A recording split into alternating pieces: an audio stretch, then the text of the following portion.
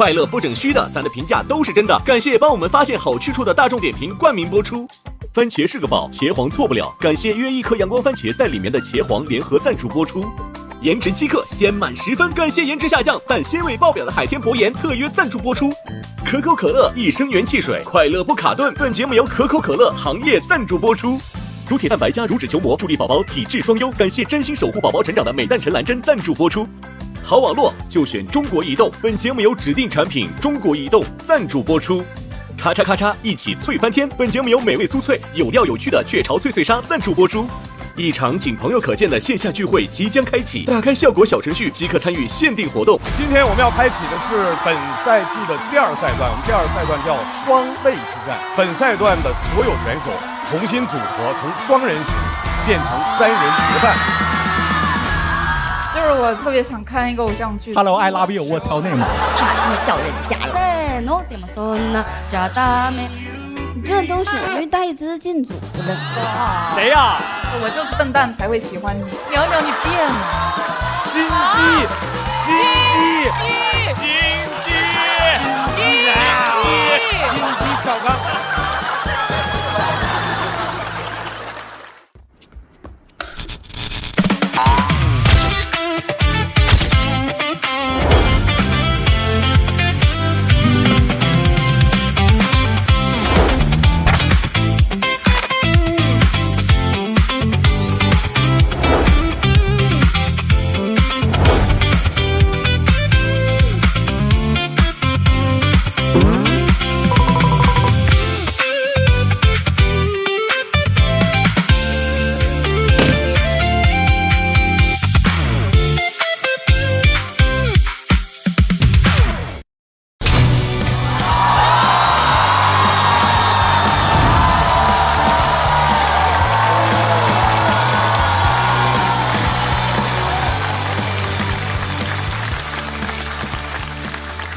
各位好，欢迎来到由大众点评冠名播出的脱口秀和他的朋友们第3季，我是主持人张绍刚，热烈欢迎各位的光临。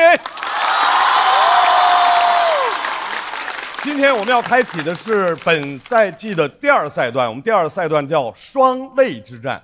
第1赛段呢，双人成型，赛完了之后，有的双人小队是完整的保留的，有的很遗憾遭到了强拆。本赛段的所有选手重新组合，从双人行变成3人结伴啊！所以在接下来的赛段，他们将以3人小队的形式继续迎接接下来的挑战。那么在新赛段正式开始之前呢，我们也迎来了一位新朋友。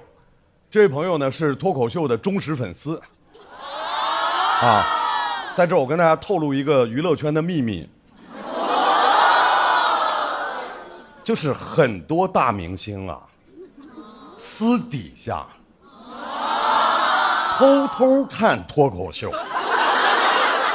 我也不知道看个脱口秀你偷偷个什么劲。我们这次呢就挖掘了一位，各位，我们永远不会放弃邀请这些知名的脱口秀观众来加入到我们校友团啊！所以各位明星朋友们，别矜持了，别偷偷了，喜欢脱口秀大方的说出来，我们校友团随时欢迎各位的光临啊！今天的这位朋友，有人把他叫快乐小狗，对，就是很爱笑啊，好笑不好笑都笑，特别爱说话啊，说话能让他充电。为了防止在比赛期间他不停地说，我们现在就赶紧把这位特别爱说话的话痨型的朋友请到台上来，简单说2句，好不好？让我们掌声有请黄子弘凡。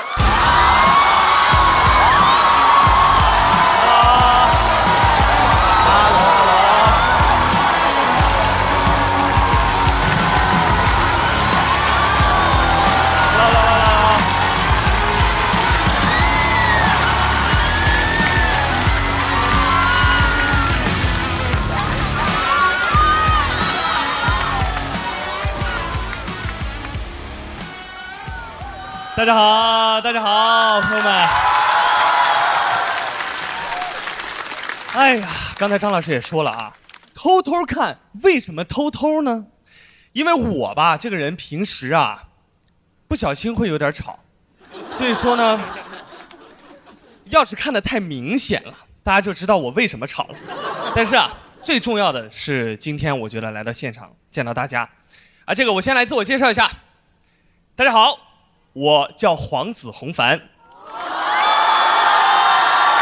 谢谢你们。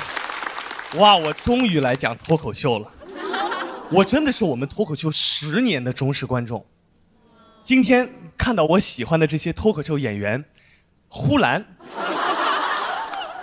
广智、豆豆，一个都不在。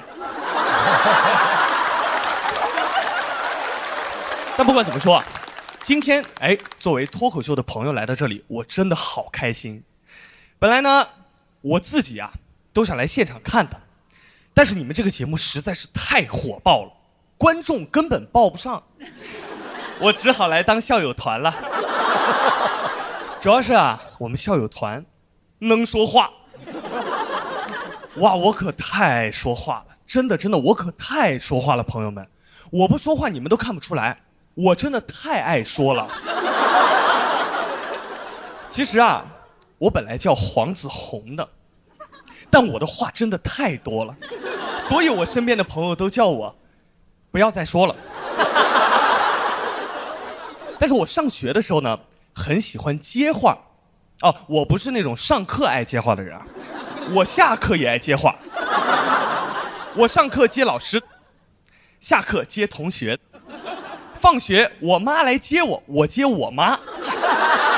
接话这个事儿啊，我真是从小接到大，我可谓是在家接父母，出门接朋友，四海之内接兄弟。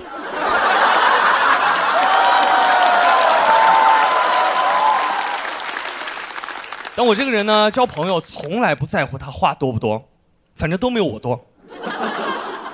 接话呢，我是很专业的，我会研究不同老师的风格。有些老师喜欢互动，有些老师喜欢文本，有些老师喜欢叫家长。别问我为什么知道，你都得研究，知道吧？所以说啊，今天我也研究了咱们校友团的老师们。哎呦，嗨，看看，3个爱唱歌的，都特别爱说话。娘娘老师特别不爱讲话，鲁豫老师特别会讲话。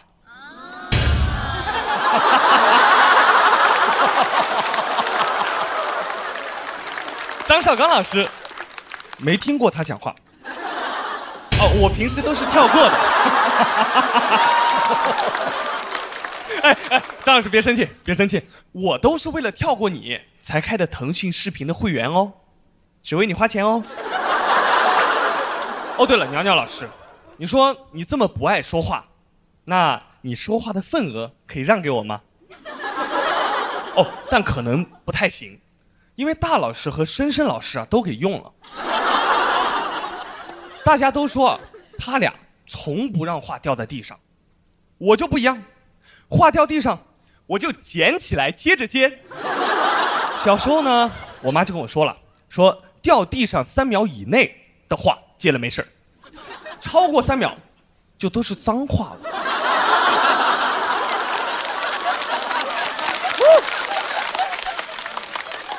虽然我很爱讲话，但是大家还是不要忘了，我是一个歌手哦。我从小呢，身边的人就发现了我的唱歌天赋，天天让我唱歌，天天让我唱歌。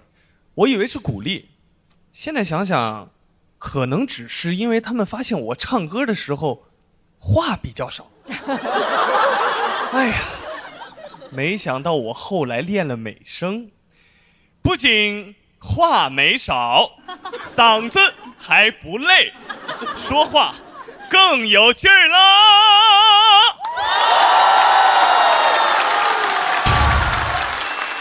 谢谢大老师。那现在呢，这个唱歌也算是小有名气了。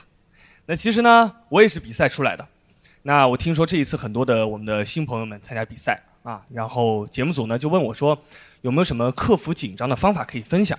哦，我其实有一个自己独门的这个小技巧，就是不参加比赛。好了，开玩笑啦。那其实想要克服紧张，最重要的还是保持一个良好的心态。参加比赛也有很多好处的呀。有什么好处呢？问得好。这就相当于节目组请你来上海玩一趟。上海好玩的地方那么多，不知道去哪儿？看大众点评必玩榜啊！新奇体验都帮你挑好了，玩了就上头。来都来了，必玩榜上的地方都去打个卡，好玩的地方咱都得去一去。啊，我的意思是，如果这里不好玩，那明年也可以去对面看看。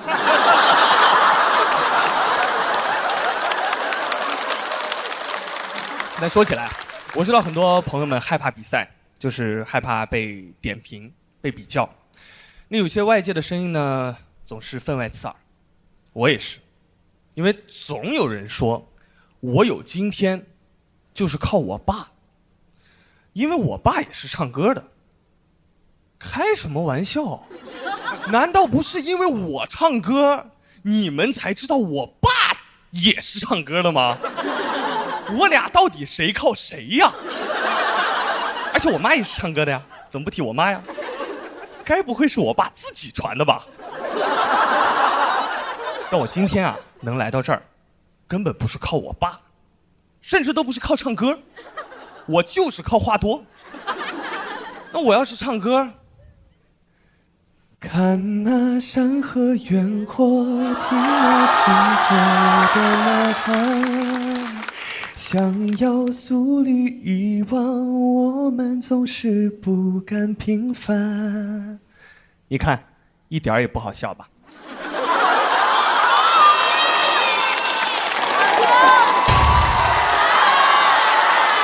好帅！就只剩帅了呀！救命了啊！但是现在我的心态呢，已经是完全的调整过来啦。成长的路上，谁不会碰到外界的声音呢？换个角度来看，如果外界的声音让你成长，那怎么不算一种天赐的声音呢？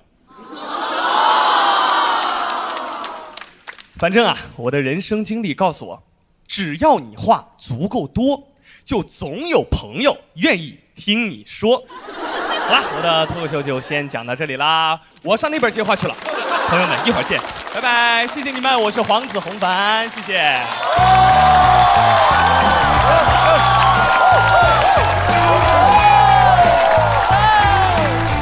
来，再次掌声送给黄子弘凡，欢迎黄子弘凡加入到笑团。黄子，感觉好像很陌生一样。欢迎！第一次见你。来，各位，我们再次欢迎在本赛段陪伴我们的校友团大张伟老师、周深老师、鲁豫老师、黄子弘凡、苗苗老师。来，大家好！哇！黄子讲这么一段，感受怎么样啊？哇，其实真的挺紧张的，因为我真的是从我们这个脱口秀大会第1季就开始看，然后从那会儿一直看到现在。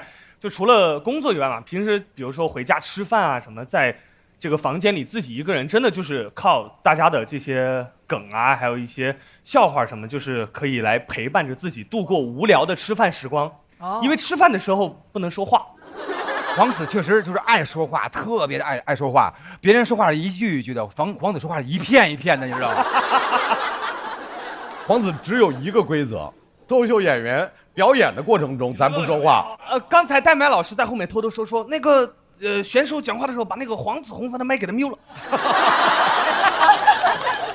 好的，来，除了我们校友团的朋友，本赛段来到我们现场支持的，还有来自全国各地的俱乐部的主理人和代表，欢迎各位的光临。接下来为大家介绍的是本赛段的规则，第2赛段我们叫双泪之战。各种彩，家里的顶梁柱你得多重要。谢谢你们。宋子老师，你尽量坐前排吧。因为我比较矮是吧？那也是一次美丽的邂逅吧。那是一个阳光明媚的下午，随时像我躺在沙滩上。好玩。我们争取过来的。他是这么多男脱口秀演员里我最欣赏的幽默。行，可以，有眼光。他们都朋友嘛，对吧？是的，都哥们儿，都哥们儿。我们是属于被挑剩下的那一波。对，对我习惯收留一些剩下的东西。我们3个特别像那种犯罪电影里的3个笨贼。我是那个出谋策划的，我是那种无脑执行。岛主是那种撞篓子，就是没头脑加不高兴加一个没头脑不高兴。哎，反正小嘛，小块、小白、小静嘛，三小组合。麻，头皮发麻。3个一起头皮发麻。我们仨的气质其实挺搭的，的，是一种什么样的事？这种窝囊的气质是，有气无力。我们这一组老中新3代，对，3代都在这里了。老中新3代人，我们当时感觉这样，因为我们仨那个土壤是一致的，我是觉得我们这个是有效组队。我们的审美也是一致的，干爽姐妹，爽，就是这个 feel。大老师的歌真是百搭呀。本赛段一共有42组选手，结成了14支3人小队。他们在赛前被分成了2个擂台，每个擂台有7支小队。上半场我们将进行第1场擂台赛，7支小队逐一上场。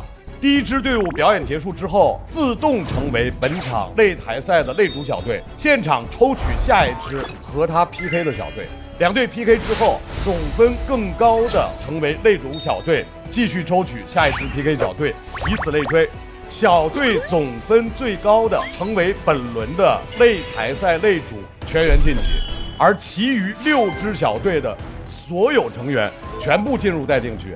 2场的擂台赛全部结束之后，将产生2支擂主小队。所有的表演结束之后，从待定选手中按照票数的高低补足晋级名额。本赛段一共有35个晋级名额。我们所有校友团的朋友，每人1灯代表1票，但是如果5灯全亮，3倍变成10票。现场我们一共有200位观众，所以满票是210票。接下来，让我们请出本场擂台赛的小队。首先要登场的小队是岛主 TZ 季业。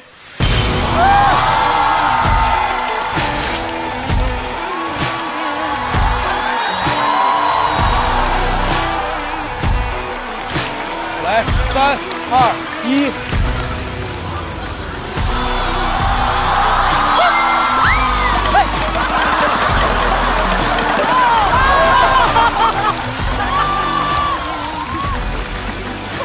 接下来要登场的是小四爷杨鑫、王大刀。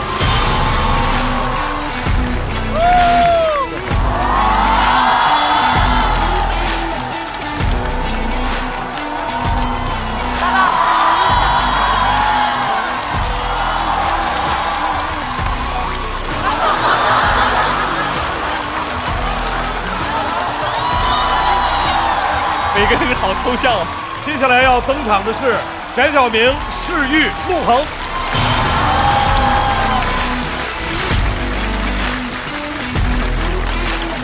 来，稍等等。好，可以了。来，打个招呼，Hello。马上要上场的是小杜、Seven、姚武。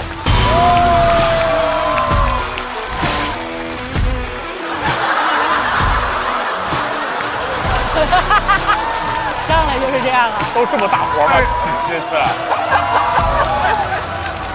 好重啊！有点重啊。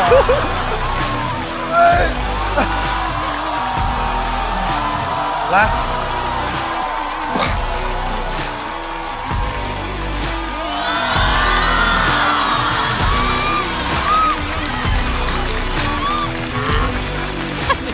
大老师，没事儿，好想听听你的心声啊！没有心声，一片空白，我要听一下，一片空白。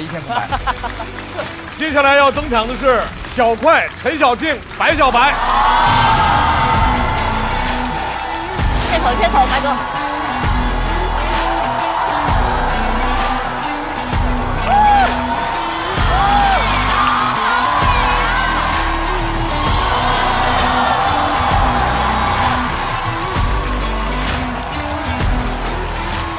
掌声欢迎阿修、顾京云、大国手。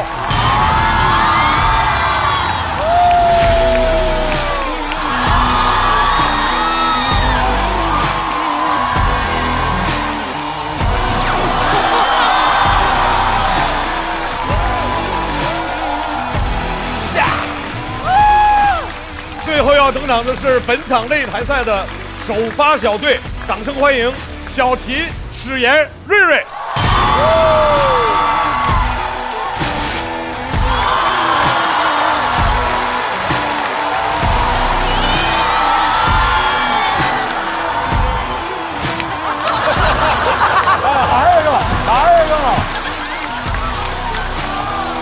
还是个，来。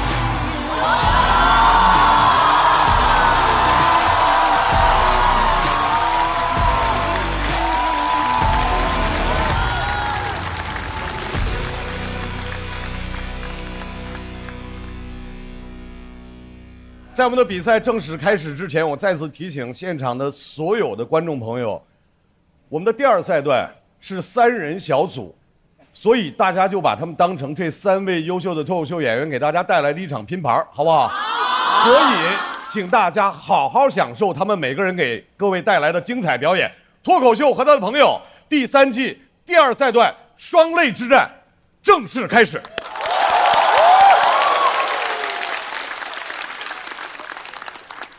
首先要表演的这支队伍全员来自辽宁，表演风格各异，联手组成了一道东北喜剧的硬菜。他们的队名是地三鲜。地三鲜这个菜是一个东北特色菜，土地里最便宜的蔬菜，但是又要炸又要勾芡又要很复杂的东西，就挺像我们这种喜剧理念的，就是讲最朴实的东西，做最复杂的加工，达到了它不该有的高度。哎呀，怎么样？哎呀，从第4句就已经听不懂了。哎呀，我是那个青椒嘛，辣椒，有点那个性质，有些泼辣的一面。我是土豆，他们当时说我长得像土豆，一会儿吕岩你自己说哦，那个不是，茄子蔫蔫的茄子，蔫茄子。茄子就是代表微笑，这里头的花朵。茄子。你们觉得现在这个队伍的气质是什么样 ？color， 颜色。我以为是土了咔了他呀，我以为是咱们土呢。这他们给我买的袋子，我以为我东西大。哎呀，围点篱笆，整点小花，养点鸡鸭，你看看咱家子。瑞哥，这家伙又带着土特产又来了。妈有浴缸，这浴缸你洗点花生啥的。loft 这个打包的，哎呀我天哪，我也太像是收废品了。这还收瓶的，这个气球也要，气球也来呀！当天去呀，当天回呀，看一看你爹我妈，我那个老丈人呀。这个好，这个好玩，太荒谬了！这是脱口秀和什么呀？脱口秀和二人转们。现在让我们来欢迎本赛段第1位登场的演员，地三鲜的第一鲜。开场不易，各位，掌声欢迎小齐。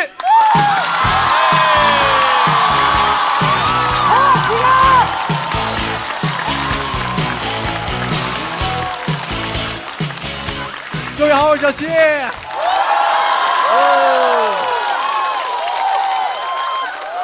哇，太热情了，朋友们，我都有一种错觉，我感觉我现在流量直逼黄子弘凡呐。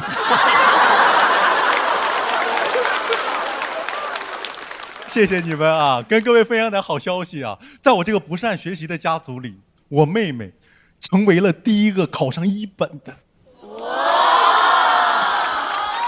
哇，1本 ，one book。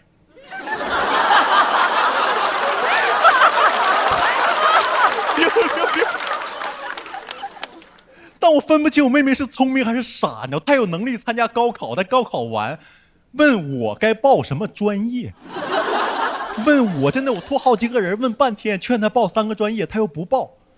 她说这3个专业本科没有，但真的很想帮她的，因为从小为了她好好学习，全家呵护，也告诉我要保护好这个妹妹。但朋友们，真是报应呢。前一阵发现找了个中专男朋友。他自个儿还看不上自个儿了。谢谢你们，但我真不想让我妹妹找一个中专，你们能理解吧？对，但我不是歧视中专啊，我是了解。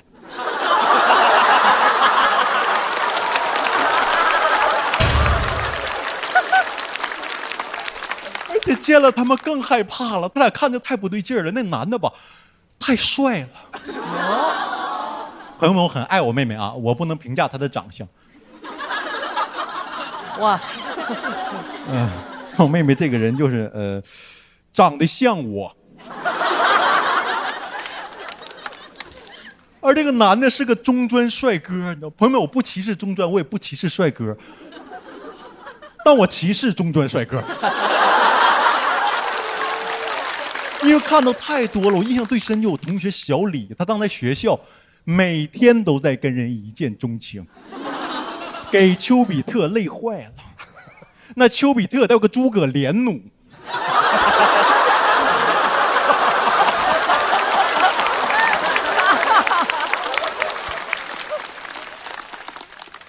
给不认识的人写情书，让我去送。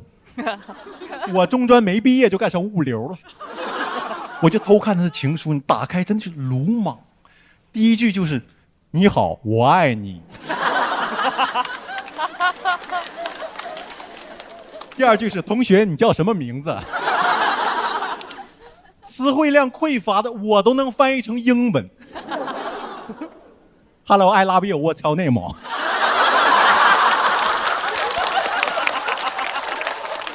那个操场指了一个人，我送完回来，他在那，哥们儿，送错了，但这也行。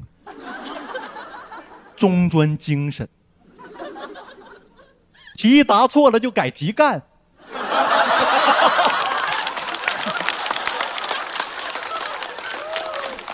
而且我妹妹选了一个最差的让我见她男朋友的方式，带男朋友来看我演出，不告诉我，也不告诉她男朋友我是她哥，给我吓坏了。你知道小剧场演到一半，我看到一个陌生男人在那边笑，哈哈哈，边盘我妹妹大腿。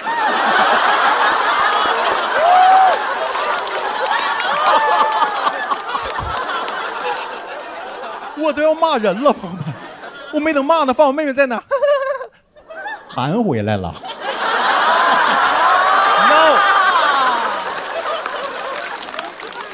你知道我妹妹在我心里还是小时候那个小天使呢，你懂？看到他俩在这腿鬓厮磨的时候，感觉小天使在抽旱烟，那种哥哥。我那天太后悔，为什么讲那么多中专骄傲的段子？我妹妹见我第一句话就哥，我男朋友也是中专，那种感觉就看我会找吧。我的意中人，跟你意中人。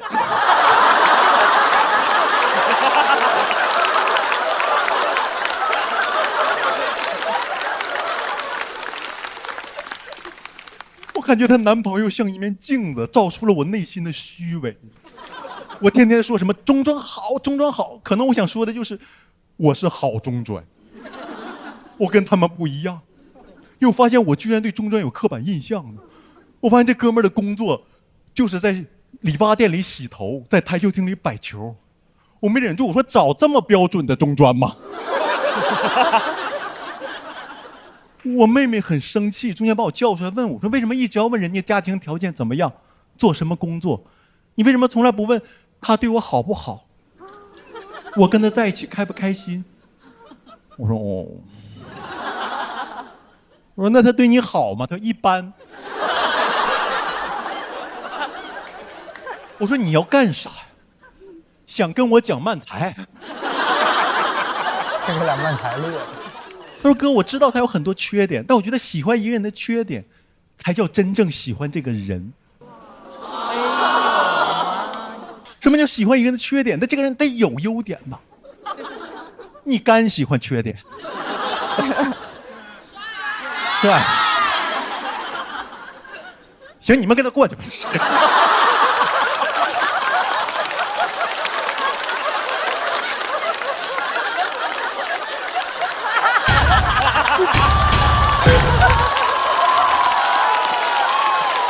太紧张。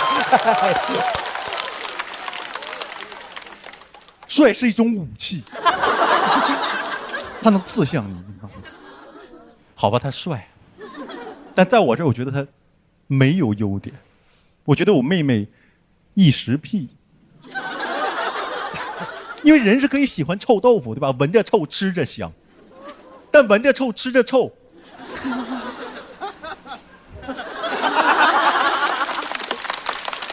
但我妹妹其实有点生气，说你这个哥爹味儿这么重呢，能不能把架子放下？真的，我试着把哥哥的架子放下，但是没想到，跟这哥们儿聊得挺投缘的，不聊起中专来没完了，一见如故的。我发现他有优点，真的有优点，不只是帅。就中间我们在等第2场演出，然后观众马上进场了，空调坏了，所有人特别着急。只有他站在凳子上拿钥匙把空调修好了。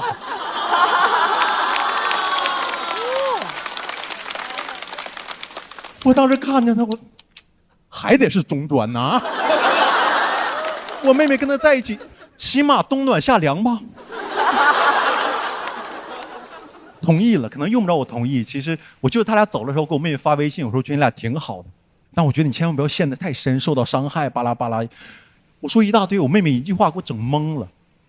他哥，我就看他帅，跟他玩玩。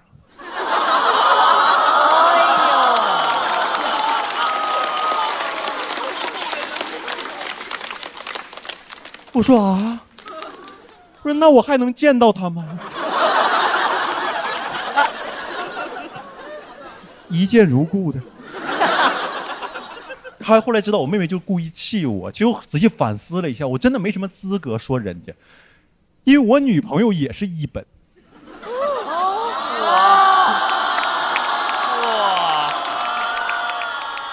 啊，是，这可能是报应吧，挺可笑的是吧？其实，我没有一个妹妹，但我女朋友有一个哥。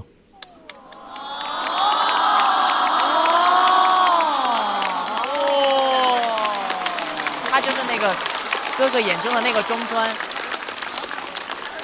我帅，谢谢。帅！我不记得那个中专生长什么样子了，但我记得他的名字。我是小齐，谢谢各位，拜拜。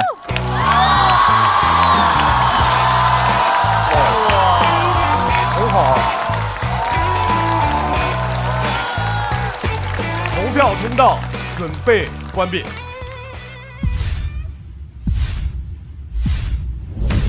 再次掌声送给小齐。谢谢你们。鲁豫第一个拍的。小齐的好我已经说过太多次了。我一直觉得一个好的脱口秀演员是个特别好的一个创作者，这个创作者是跨越了脱口秀本身的。他最后那个结尾太好了，你可以认为是一个反转，你也可以认为这个人在镜中看到自己。他讲的这一切，只不过是他以别人的视角在看待他的生活。所以我们一直在说，人的身份其实是流动的，但视角可以是恒定不变的。他可以始终是以一个中专生的视角来看待这个生活。我有一个特别喜欢的一个小说家叫雷蒙德·卡佛，他写诗，他也写短篇小说。有评论家就说，他看待世界的眼光是两个眼睛，一个是诗，一个是小说。而在他的诗跟小说当中，有很多的文本是交叉的，在他们当中共同的一点就是叙事。这是我对于小齐的一种期许。这一篇里面的确我看到特别多让我觉得很美妙的东西，有一些话拿起来就是诗，所以我特别喜欢小齐，已经超出了脱口秀本身，这是一篇非常好的文本。谢谢鲁豫老师，谢谢罗老师，我真的都受宠若惊。我觉得小齐，我好奇一个问题，小齐，就是刚才鲁豫也提到了你的这个结尾，可以从不同的角度去理解这个结尾。其实这个是后改的一个结尾。其实现实生活中还有反转，我真有一个妹妹哦，然后妹妹真找了一个中专，然后我的女朋友真是一本。整个故事有时候我在这边，有时候我在这边，我把2个故事，现实生活中发生的故事，像揉面一样揉在一起。哇，真厉害！哦，对，就跟鲁豫老师说的是，小齐一方面有这种特别疯狂的这种想法，一方面他是诗，对不对？这是风诗啊，风诗。妈呀！风诗太好了，谢谢。我觉得这种关系比较难处理，是因为很容易表现为一种有一点居高临下的，我不知道是那种有一点占有的感情还是什么，但我觉得小齐处理得很好，就是后面都有把妹妹的形象展示得更稍微强势一点，所以感觉你创作的敏感度也很高。就我觉得这个故事画面感是极强的。对，因为我其实真的很喜欢，就是小齐他在表演的状态中的时候，他的眼睛，你能看到我的眼睛？我可以的。哦，谢谢您，谢谢。小齐的眼睛，肚脐眼。没有，就是因为他一直都是笑眯眯的嘛，然后但是他在讲这个故事的时候，就是会一直真的是给人一种期待感。每回来的时候，感觉小齐演的都倍儿踏实，而且是越来越火。我觉得这一季播完之后，你能够特别大的火。谢谢你们，谢谢你们，谢谢你们，谢谢你们。小齐，你这属于是中专见中专，越看越喜欢，是不是？下次见到啊，还可以一起去玩。不知道去哪儿玩，就上咱们大众点评必玩榜啊，打卡那些新奇有趣的地方，带上妹妹一起玩。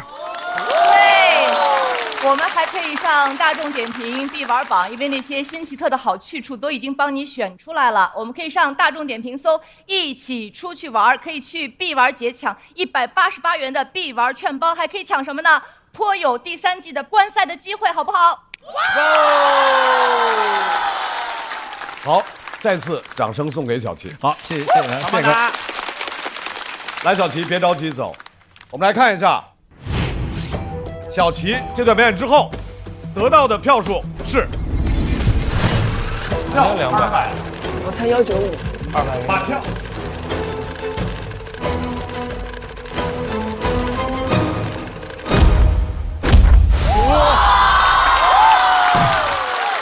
203呀！谢谢各位，谢谢。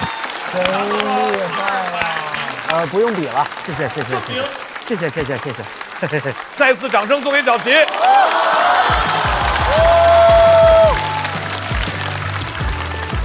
行，齐哥，旗开得胜。我对那个男的其实特别好，我就感受到我那个内心的复杂了。明明是我妹妹，我也觉得她有点不放心，但我为啥对男的那么好？后来我想，我理解，我在对我自己好，就是共情，无法抵抗的。他也是那种会察言观色，能说会道，然后努力去打工工作，但是又苦于自己那生活。就是我每一个对这男的担心，都是对我自己的歧视与批判，就是我在审视我自己，像一面镜子照出了我内心的虚伪。我天天说什么中专好，中专好，可能我想说的就是我是好中专。我也突然意识到，我之前遇到的很多眼神跟问题跟反应跟一些事件是因为什么，我一下理解了。就那个东西是，哎呀，很奇妙很复杂。马上要上场的这位朋友，加油，放轻松。首先我说明，这是我非常非常喜欢的一位脱口秀演员。其次，他在他们这组里面的地位应该怎么说呢？小齐都不敢对他大声说话。掌声欢迎史岩。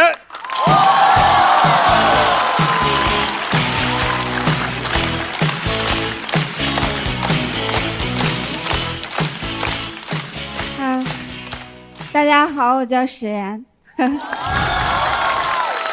啥不敢大声说话？昨天讲完开放麦，我都崩溃了。真小齐跟瑞瑞他俩，我谁都接不住。但是小齐比较重感情，已经开始给我唱送别了。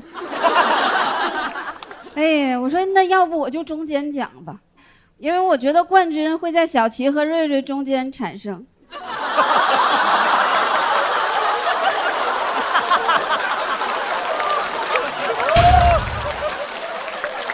想讲讲我工作，但我工作没啥可讲，挺无聊的。我工作讲啥收物业费，都没有人交。但是上完节目吧，这工作也没了。是说我给人家业主整团结了啊，说我是物业的叛徒。我是叛徒，我不光背叛了物业，我还背叛了喜剧之王。哦，对，上脱口秀这边找朋友来了。没有工作了，现在是一个全职的脱口秀演员。全职脱口秀演员呢，就是有活就接啊，没活在家。但是我跟他们还不太一样。我有家庭，我是有活就接，没活呢在家接着干活。我这活连上了，一天天的，整的都是一些这个脏东西。我不是否认家庭主妇的劳动价值，但如果这是个角色的话，我肯定不演。我讲脱口秀，我还挣钱呢，这都属于带资进组了。我说我图啥呀？就图为了跟男一号有吻戏呀。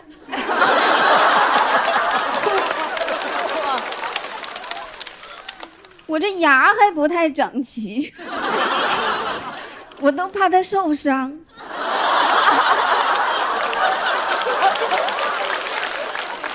家庭主妇是非常重要的一个工作，但是如果它是一份工作的话，我也不可能给他投简历。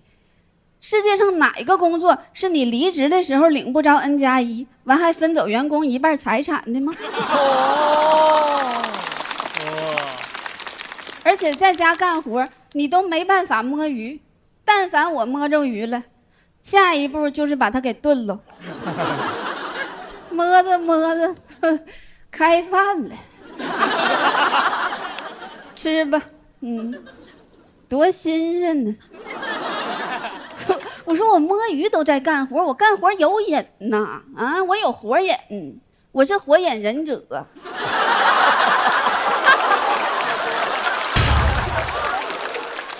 干活有瘾。我有一天在家洗澡的时候，就那个喷头喷我身上的沫子，我当时就觉得，我说这屋不能就我一个人干净吧？啊，眼前这个马桶我也得给它刷刷呀，这水就顺便嘛。就给他冲了，不是说自己多爱干活，但是家里的劳动工具它是这样的，就是它可以被我的意识控制。当我想刷这个马桶的时候，这个刷子已经拿在手里了。我当时是左手给自己搓澡，右手给马桶搓澡啊。我们东北那边流行这玩意儿，流行搓澡。哎，我说不对耶，好像女主人给自己干成女仆人了呢。我说我什么身份呢？啊，我就把镜子上那个雾气擦掉，我就问镜子，我说我什么身份呢？镜子说带资进组的保洁。哎，一丝不苟刷马桶。我说你就被抓起来被判刑了，都不会被安排这样的劳动改造啊。我当时就想起了我奶当了一辈子家庭主妇，走那天才算退休。我都能想象到她到那边的时候，人家问她，你上辈子干啥工作的？我奶肯定跟人家说啊，我上辈子是灌篮高手啊，我一直干到世界尽头。哎，我说这好像不是马桶刷，这好像我奶给我的接力棒。我说奶呀，我不接力了，我也不扫地了，今天独自美丽了。明天就要创造奇迹了，感觉手里已经拿起火去了。终于整明白婚姻这个人间的游戏了。整的四六八句儿。恭喜你们再一次欣赏到东北风格的幽默喜剧了。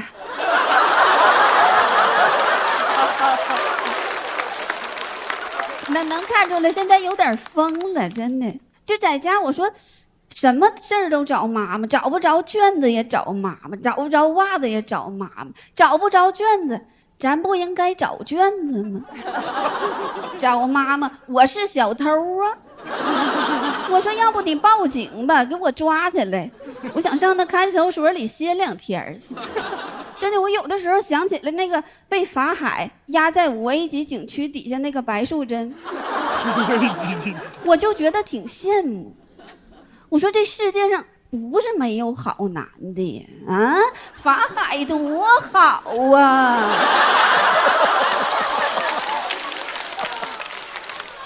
他都不要求这个女的对他有感情，就单纯的想让他歇一会儿。有的时候我一想起来法海，我就合计，你说一个男的他没有头发，算啥毛病啊？真不算啥毛病。我现在看见那种脱发的，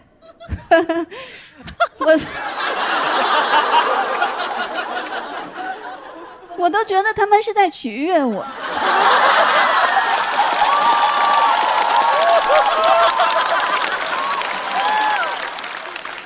曹国立地成佛。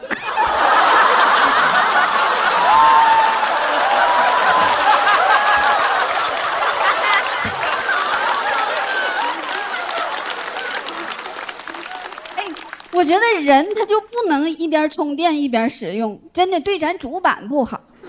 那天我就出去开了一个钟点房，我就想找一个自己独立的空间，我想休息一下，但是心里也很矛盾，我怕被狗仔偷拍。我不是明星嘛。但是但是开过一次之后吧，就上瘾了，忒好了，这越去越上瘾，越上瘾越害怕，越害怕吧，我越想去。这事儿吧，只有0次和无数次。后来我寻思，我要不我就租一个房子吧，我就租了一个小房子。我租房子的时候，那个中介就问我，他说你租房子要干啥呀？我说我想看看书，我写作，完我刷刷短视频啥的。他说明白，是工作室。我说不是，是休息室。他说你是想押1付1还是想押1付3？我说我想押1付6年。他说我那个啥，说我挺会散心，但是我觉得我说这不是散心，这个是我出租的决心。我也是最近才知道这个状态叫已婚独居。其实我以前嘛有顾虑，就是觉得啊，你明明家里的你有家，然后你还出去租房子，你外边的人咋议论你？外边人不得说，哎，这女的搁外头可能是有人了。但是其实不是外边有人，是家里头有人。说到这儿吧，我准备晚点回家，我得先把自己找着，才能回家帮他们找东西。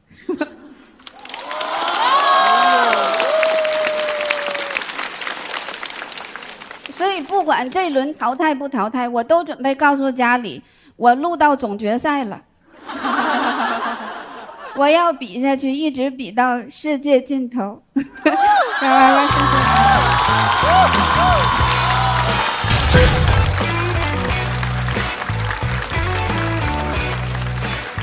来，投票倒计时开始。再次掌声送给史岩。小齐，史岩在你们组是什么地位？国宝。没有，就是我跟史岩老师渊源很深。我第一次讲开放麦，史岩当时是我们俱乐部的台柱子，史岩姐跟我们很多东北演员开辟了一条路，就是我们知道她，我们才知道就是脱口秀这东西，其实东北人也能讲。因为他当时18年的时候，他那个视频火，因为我看他之前，我一直以为脱口秀是上海人的东西。是真的，然后就是当时就特别东北风味浓重的，然后给我们好多东北演员一种可能，然后我就当时就是特别崇拜史岩姐姐。别讲，好好说话。行吧，一般吧，我就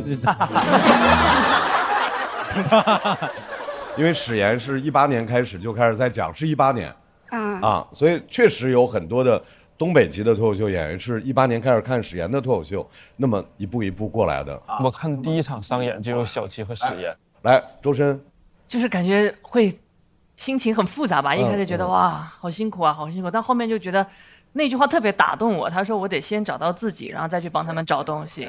就那一下，哇，突然就被感觉脑袋像被敲了一下。对，而且我就包括我觉得在脱口秀里面，有的时候有一些特色的口音是可以特别有意思，所以我是很被打动的，我一直都听进去了，到后面都被感动了，所以我拍了这个灯。大老师，我怎么觉得东北人天生就是说脱口秀的人啊？对，我也觉得。对。志妍他这个脱口秀的感觉就是在身边跟你聊天儿，对，聊着天儿，说多新鲜呢，然后就是那种小话跟递着，你就感觉就特有意思。而且史岩老师那个2次演出，您的风格就是一直要押韵，对不对？也不是，就是逮谁押谁。邵刚老师能押吗？邵刚，窝当当，可以吗？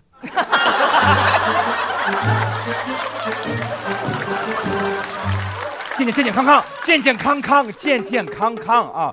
压得真好啊！对 ，I'm sorry， 就是每次都有各种各样的这种押韵的这种东西在里头，是不是这种？就是想爽一下子，爽一下。刚才那个史岩在演，然后那段说的时候说多新鲜那句话，大老师在我旁边，这跟谁说呢？对，因为他那特别有画面感，就是给您老公做完那个鱼是吧？自说自话啊，然后他就老公哪儿吃好吃吗？说好吃，多新鲜呢！就是对，他就在边上那种感觉，生活感特强，所以特别喜欢啊。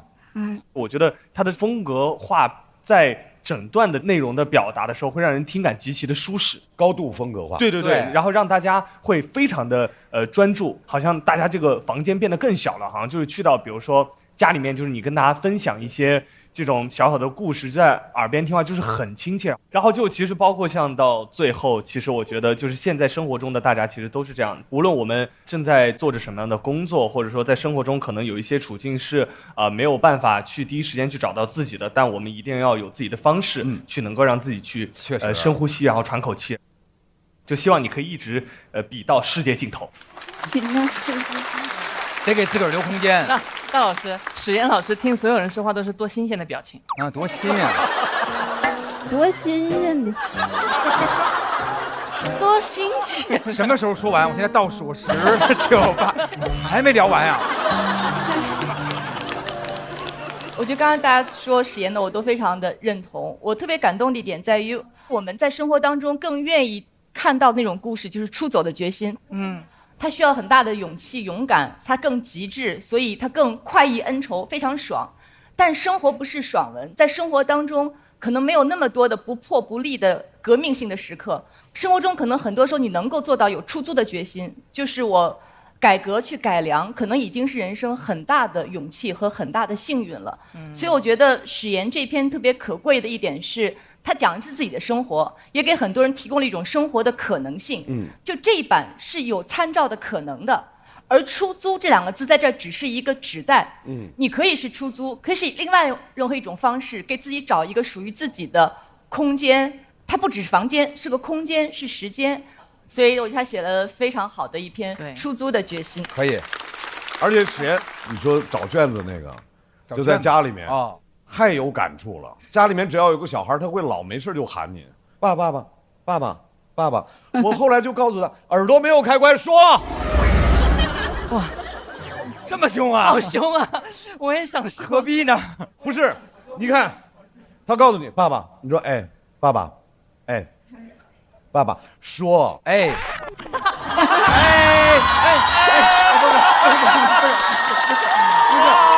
哎，哎呀，我忍不住了吧？辈分这么高吗？大老师，这个意思。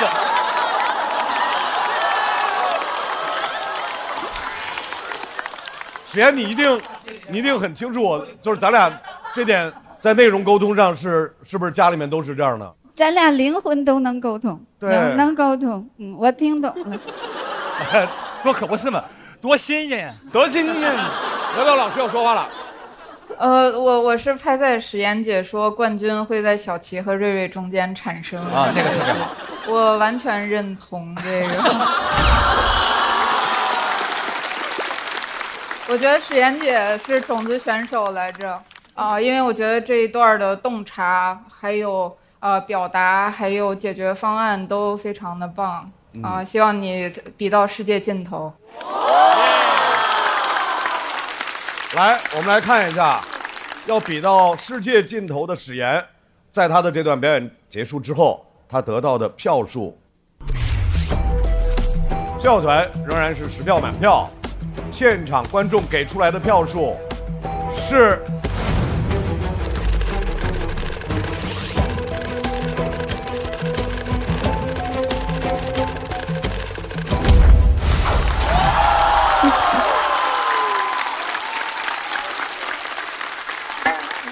小齐和史岩2位的表演结束之后，第3间得到的票数是393。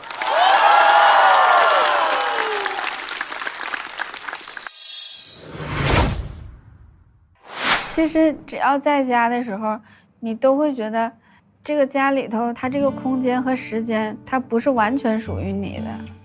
有3个身份嘛，你是妻子，是妈妈，然后也是你自己的时候，你这个身份是混乱的。史岩姐的状态跟我妈妈非常的像，就是我觉得不是所有的反抗都要出走，但史岩姐这种反抗也是很有力量的。我觉得如果说我作为史岩姐的女儿的话，我会非常替她开心，就是她能找到属于自己的那个房间。这是我最喜欢的小竹帘儿，这小帘儿一挂，我就感觉自己跟那诸葛亮似的，一从这竹帘进去就有一种仪式感，能明白吗？看挨个给你介绍，这小糊涂塔克，这是史努比，你认识不？我喜欢我这沙发，但我这沙发没有腿儿，这不比有沙发腿还稳当吗？我整沙发腿干啥呀？我这往这一躺啊，愿意咋待咋待，谁能管了我呀？我就往这儿一坐，这多好啊！完了能看着这小河绿油油的啊，这小景多好啊！哎呀，我的小花啊！上海这段时间，这小花晒死了，多可怜！你这节目组陪我小花，我整的我心都碎了。生命啊，还多顽强啊！我上哪儿说理去呀？一会儿浇点水吧。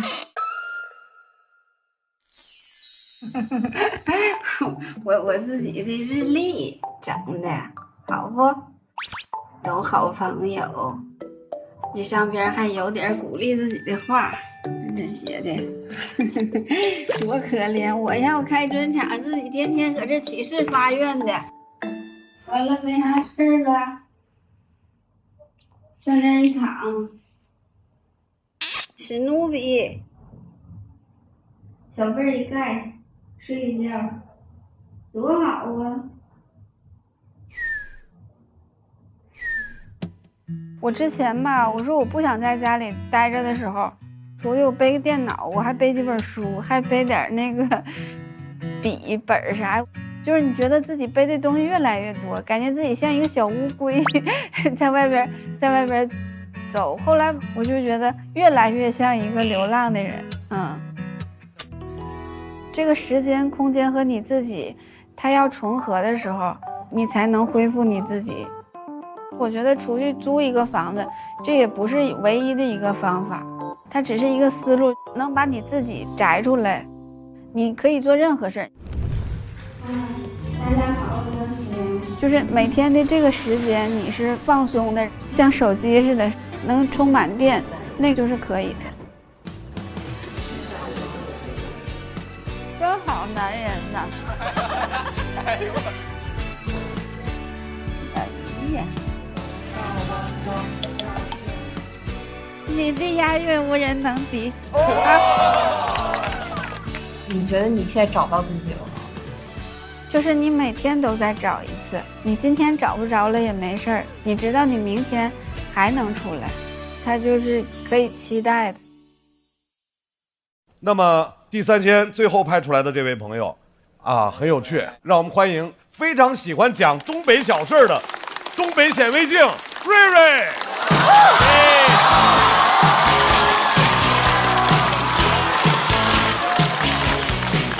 大家好，我是瑞瑞。我先跟大家聊一下啊，因为有点小情绪。大家知道其他组的选手出场顺序都是随机的，只有我们组是导演组直接拍板说你们开场，而且就指定就让小齐开场。真的，我们去找导演组要说法，说凭什么？导演组用了一个旗开得胜就把我们打翻了。我说那要是我开呢？导演说你要是有勇气选开场，瑞士败。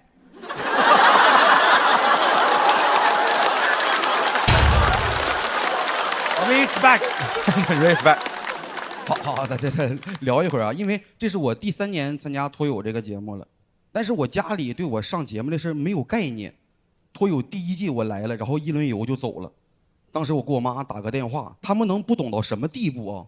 我说我淘汰了，我妈的原话啊，她说以后都不能讲了。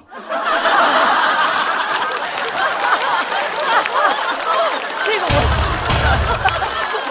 以后都不能讲了。我说怎么能比到终身禁赛这个地步呢？这太好笑了。他知道的说我 PK 没过，不知道以为我尿检没过呢。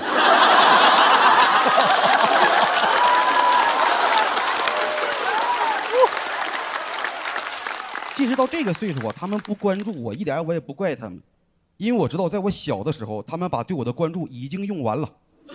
我老家是农村嘛，就我小时候那个自然环境非常危险，家长必须得格外关注孩子。而且听过那句话吗？说农村孩子都皮实，不是农村孩子都皮实，是有一批不皮实的，就听不到这种表扬了。那时候真的活起来挺不容易呀。我小时候写作文，我说长大以后我要当一名医生，这都属于俩愿望。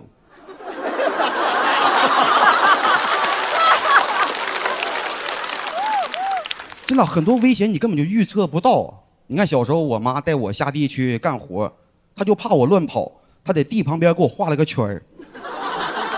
她说你就在圈里玩啊，别出去。她说圈外危险啊，就在这里玩。她就干活了，但圈里实在是没有什么可玩的。然后我就发现离我不远有一堆干草，我就开始用石子打那堆干草，打了几下，从里边飞起一只小昆虫。我说是小昆虫，是因为那时候我不认识蜜蜂。然后我就又打了一下。当时你知道，说是蜜蜂，你根本就不用害怕，因为蜜蜂是益虫啊，它是人类的朋友啊。当我又打一下的时候，成千上万个朋友，真的就直接冲到我面前，就开始围攻我呀。他们带着尖刺就来到我面前，你好像能听见他们说话呀。他们说：“喂。”相对，那就针锋相对。这是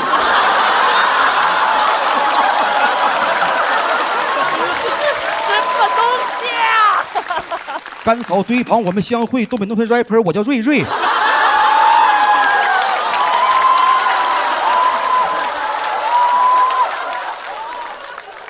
瑞士败。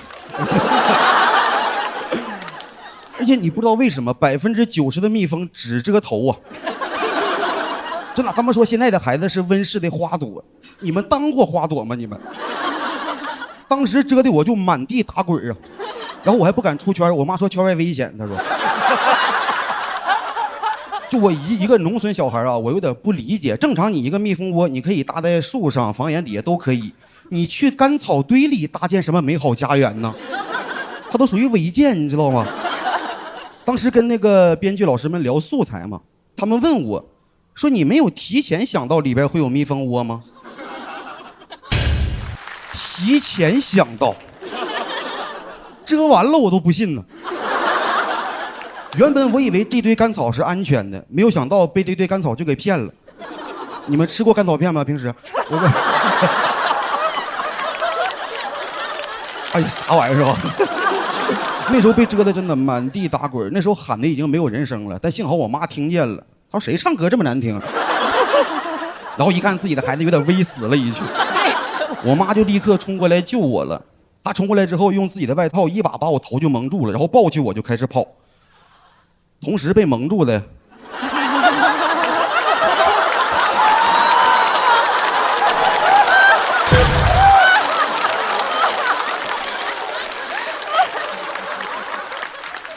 还有100多个好朋友。我说怎么朋友一生要一起走吗？这是真的，就那一天的经历，同时就让我理解了什么叫密集恐惧症，什么叫尖锐恐惧症，什么叫幽闭恐惧症。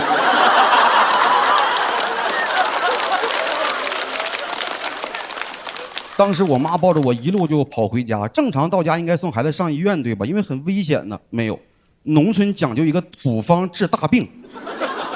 你比如说烫伤用牙膏，烧伤用香灰，蛰伤用什么你知道吗？用大酱。就农村自己发酵那种大酱。我妈把我往炕上一放，然后去酱缸蒯了一碗酱。我姐就比我大1岁，也不知道发生了什么，拿一根葱在后边跟着。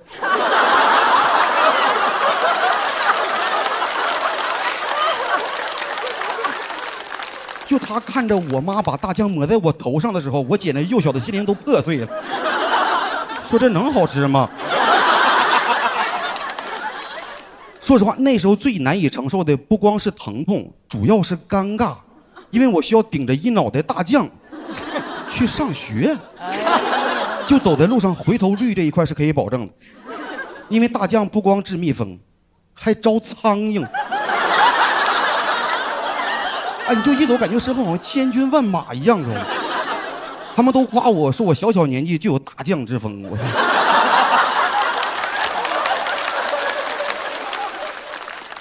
然后到学校上课嘛，老师教我们成语，说谁能解释一下蜂拥而至，我都应激了。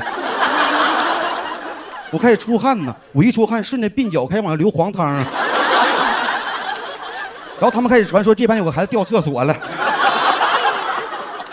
导演说我们这是一个下饭的综艺。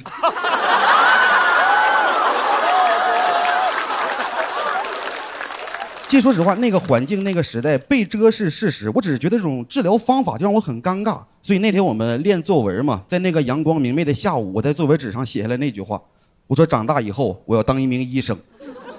我看了一眼我同桌的，他比我朴实一些，他写的是我要买个苍蝇拍。最难受的是晚上，我妈怕我睡觉把枕头弄脏，她拿塑料把我头包住了，我又应激了，我说你别把苍蝇包里边。那一晚，一个酱香型男孩失眠了，我都怕我睡觉的时候发酵啊，就感染了。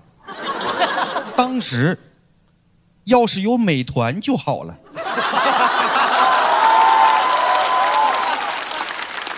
美团买药24小时1对1急送，太适合我当时的处境了。我需要的不是包头啊，是头包啊。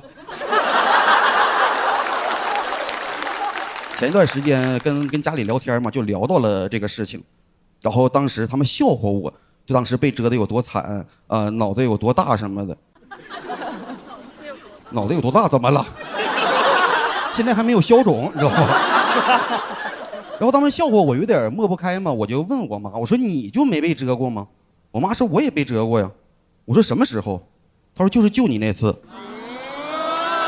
当时这句话有点点醒我了，因为这20-30年我只记得我自己被蛰这个事儿，但我从来没有想过他救我的时候也被蛰了。其实心里是有点不得劲儿的。你看我写段子，很多人都说我写段子从来不说自己的原生家庭，因为我知道在那个一个危险的环境吧，我妈用不惜代价在保护我，她给了我第2次生命。我妈是我的再生父母。我说写这段的时候，我给她发个微信，我说我特别好奇，我想问一下，就是你当时冲过来救我的时候，你是怎么想的？你还记得吗？我妈说我记得，我什么也没想。谢谢大家，我是瑞。哎呦，好厉害呀！这组也太强了吧！太强了吧！投票倒计时。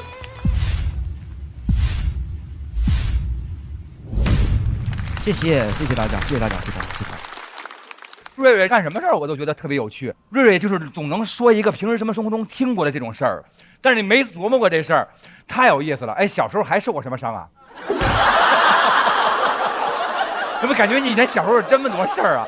真的，因为我们家那个地方在辽宁也是比较偏西边嘛，是环境确实是不太好，尤其30年前，我们小时候，比如说我们会在后半夜，然后上山去抓蝎子啊，因为那蝎子是可以卖钱嘛，那个时候就是能换1块换1块，能换8毛换8毛，都是后半夜2点3点左右去上山去抓。可是你住院要花5000呀，就是比如说你的小伙伴们捉到那个蝎子了，然后被蛰到了，当时怎么处理这件事儿？蝎子我们就是分大个和小个，如果大个的蝎子蛰一下的话，正常是3天是起不来床的。哎呀，小个蛰一下其实就会疼嘛，就会疼，因为那个时候很多毒性就那当真是不了解。但是我得纠正一个小点，就是刚才我说抹大酱嘛，我上网查了，抹大酱是正确做法。是的，是的，是的。因为蜜蜂的毒液是酸性，大酱属于碱，它起到了一个酸碱中和的作用。你看是对的，妈妈是对的。我再补充一点啊，比如说马蜂要蛰一下，马蜂属于碱，就得抹醋，所以我们基本上我们的童年创伤在后厨都能治疗，你知道吗？哇，太酸了！哎，你们有过那种妈妈也之前或者家里人着急给帮倒忙的吗？我这倒没有到帮倒忙，就是大家被蚊子咬，好像现在说的是习惯是掐十字，掐个10字儿。然后我妈就是吐口水，也有用。对，唾液淀粉酶。我上回起嘴皮，我妈说拿唇膏一直给我涂，涂完之后嘴都糊上了，她拿的是胶瓣给我涂的这个。太清楚了，咱这那一嘴都粘上了。那可能是妈妈嫌你话太多了。鲁豫一直在看着这3季以来瑞瑞的变化。哦，瑞瑞，我觉得今天瑞瑞又有突破，说唱那几下，我觉得对于他来说，其实又是一个突破的开始。农村 rapper， 他的舞台的流畅让人忽略到瑞瑞的文本其实非常好。他通篇讲一件事儿，就被蜜蜂蛰。他通过讲被蜜蜂蛰的整个的过程，其实打开了我们的感官。你会跟他一起感受到疼，到大酱那一趴又感受到那个味道。所以我的体会是，当他的文本、他的表演把我们的感官打开以后，瞬间就点燃了全场，为他感到高兴。谢谢鲁豫老师，谢谢鲁豫老师。瑞瑞棒棒哒 ，respect。黄子今天第一次在现场看到瑞瑞的表演。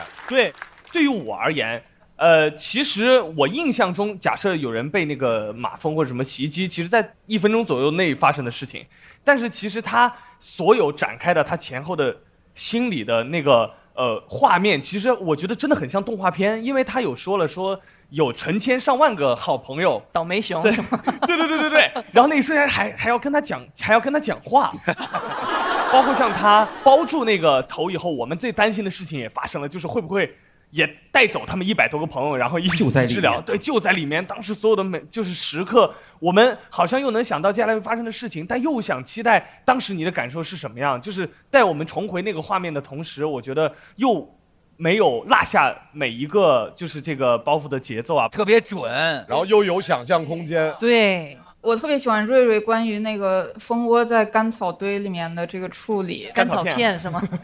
对，干草片这个梗也很妙了。然后我也觉得这种事实，有的时候演员写的时候会觉得，因为它和常规的想象不一样，观众会不会不相信我？但恰恰是把这种细节处理好了，才是观众真正相信你的时候。还有我觉得瑞瑞的表演也特别棒，就是你的眼神总是很坚定，所以让人很容易相信你。哇，他被100个蜂窝蛰过，能不讲？谢谢小杨老师，谢谢杨老师。截止到目前为止，地三鲜这支小队的表演就全部都完成了。我们请3位先会合。目前小齐和史岩的表演结束之后，这支小队已经拿到了393票，瑞瑞笑傲团10票满票，现场观众给出来的票数是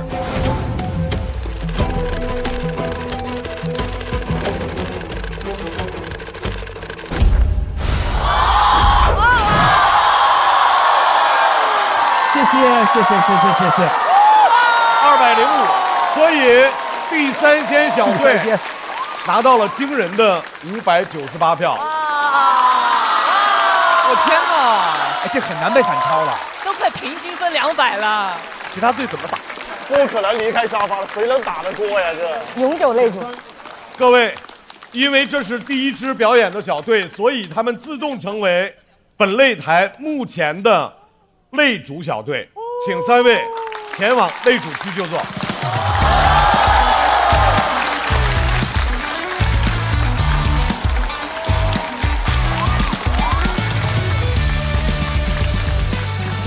直认为东北人超级幽默呀，聊天就已经逗坏了我了。像以前毛豆他们都多逗啊！语言幽默来说，东北人在我心目中是 No.1。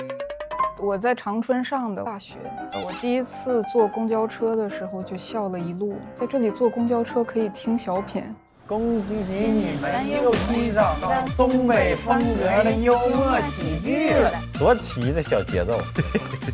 我是来自阜新的97年的中专，朝阳的90年的大专，锦州85年2本，最高学历初步。是。感恩我这2个队友，我要主要感谢一下瑞瑞。其实主要也是为了把场子热下来，不是说的为了我们能赢，是真说情商高，是不？还是你会呀、还有史岩那个版本啊。但你要是说瑞哥的话，那咱这确实是人家本身段子过硬，也是踩在我们2位巨人的肩膀上，一脚踩一个，还不一边高，我还有点高低脚这种，你俩高低肩发现了吗？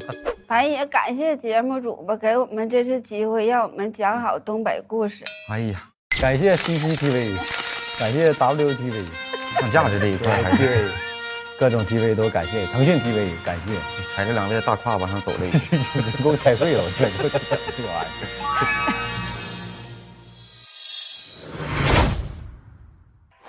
各位在类主区旁边，大家也看到了有一个。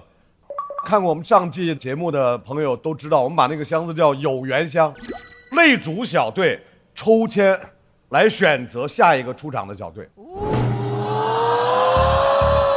好好抽啊！抽我吗？好好抽。所以，史岩、小齐、瑞瑞，你们3个来抽签。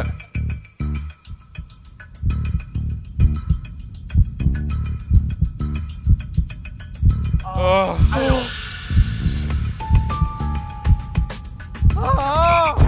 像是我们。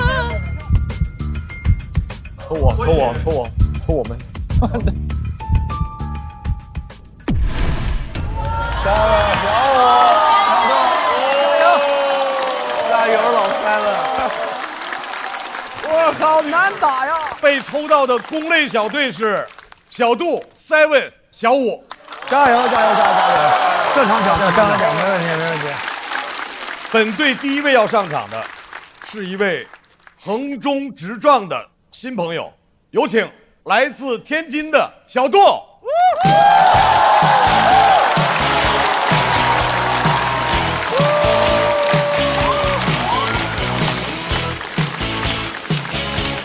嗨，朋友们，你们好吗？哎，我是小杜啊，然后演出就开始了。我先问大家一个问题啊，大家平时容易生气吗？不容易生气，是就是有气就憋着那种，你都惹不起什么的，还是就是涵养特别好？涵养特别好啊，那你真不应该来看这个玩意儿，真是。你的生活应该很美满啊，因为我发现现在很多人有气都憋着，我特别容易生气。我看到别人在憋着的时候，我就已经生气了，我就已经开始生气了。我天天生气，我有气就生，我有风我就发，我天天生气，每天睁眼就有40件事在等着我生气。就从每天第一缕阳光照到我脸上开始，我就会啊，窗帘有缝儿，就疯了。前两天跟一个勺打起来了，我点外卖点了一碗汤，然后花1块钱买了一个环保勺。拆开之后呢，我发现这个环保勺啊，它是一个木质的、平平的、几乎没有弧度的板儿。我拿着这个压舌板儿，我说我勺呢，但我也不是个傻子，我知道他们管这个叫勺。我第一反应就是给商家打电话，我说喂，您好，9357，刚才点外卖点了一碗汤，配了一压舌板儿。我想确认一下，贵司理解的喝汤和我理解的喝汤是一个意思吗？你们指的喝汤是蘸取汤液之后均匀涂抹到舌苔上吗？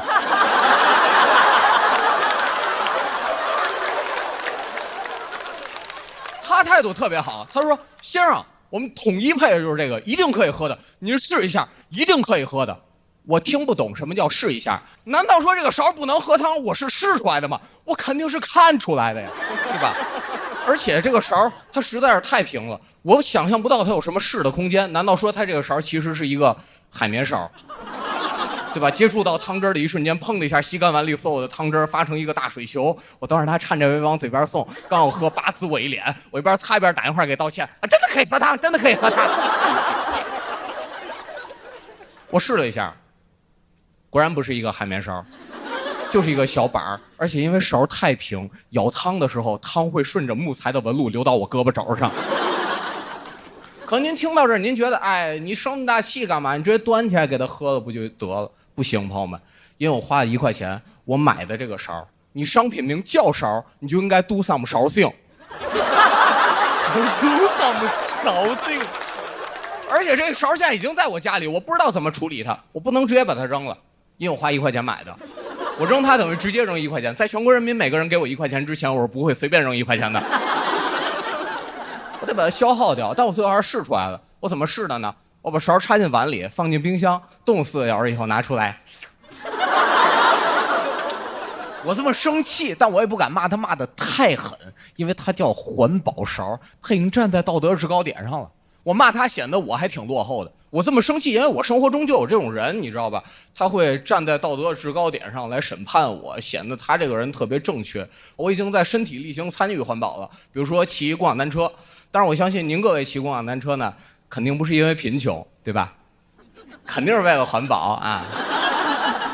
我也骑。我夏天的时候扫一辆共享单车，骑10公里去上班。到办公室我太热了，我刚拿起遥控器对准空调，我同事冲过来，啪，用肉身把空调护在身后。他说：“你知道吗？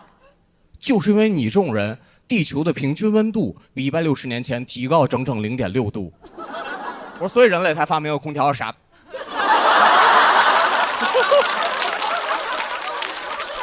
他就是这种人，你知道吧？他也不是多有知识，他就是爱看纪录片，爱看营销号，然后把里边知识点全都镶嵌在自己嗓子眼里。只要生活场景中触发的关键词，他觉得可以卖弄，他就跑过来冲你叭叭叭往外喷知识。我养了一只柴犬，我之前有一次把它带到公司，同事围过来啊，它好可爱啊，它在笑啊。这个人赶紧跑过来，不是的，你们知道吗？动物是没有表情的。我说不是的，你这种人，动物不愿意对着你笑。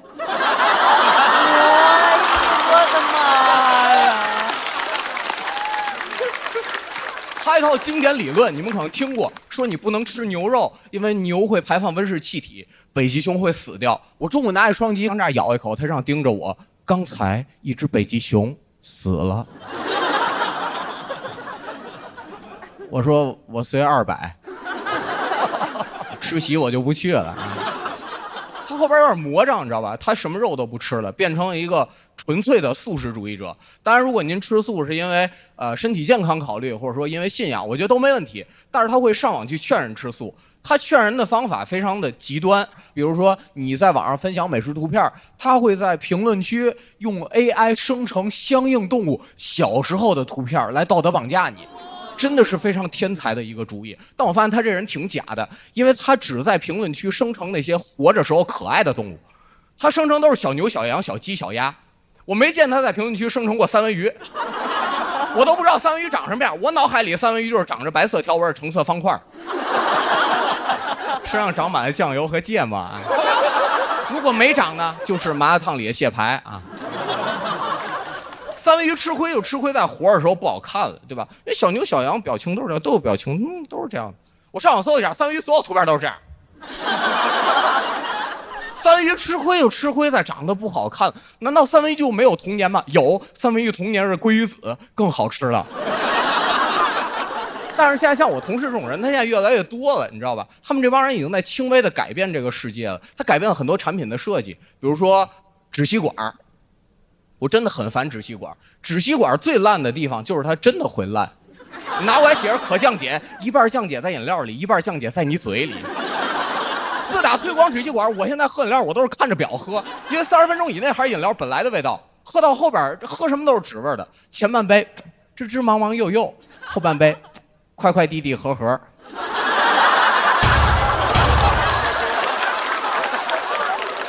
我真的的情绪非常大，我非常生气这件事儿。为什么这么生气？因为我觉得都是一些正常的需求，对吧？我就想吹着空调，吃点牛肉，喝点不带纸味的饮料，这不是一个瘦弱人度过夏天应该做的事儿吗？正常需求嘛。我都瘦成这样了，我吃点牛肉怎么了？这不是一些正常的需求吗？以为里边没穿呢是吧？啊，其实没什么可看的啊，一些正常需求。我只是一些正常的需求，但是慢慢就变成了一个没有道德人，显得我好像是个反派一样。我反思一下，我一天唯一做错一件事，就是昨晚上窗帘没拉好，剩下都不怪我。为什么生活越来越艰难呢？行吧，我是反派，我要是反派，我想溜进他们存放纸吸管的仓库放一把火。他们救火的唯一方法就是每人发一个环保勺，让他们往上面舀水。讲到这儿，朋友们，谢谢你们，下见吧。你可以坚持，没事儿，可以。来，投票倒计时。再次掌声送给角度。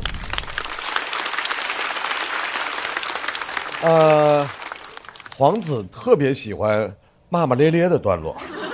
其实不是这个点，我拍灯拍的那个快快递递和和。因为那个纸吸管，我真的是经历过那个的。因为就有的时候，比如说吃饭嘛，那看脱口秀，花时间笑去了，你基本上笑个差不多一期半期的结束了，他那个差不多降解了。当时就很有画面感，就是说出了一些我的小小心里话。快快递递呵呵多可爱啊，还能变成歌，快快递递呵呵，对吧？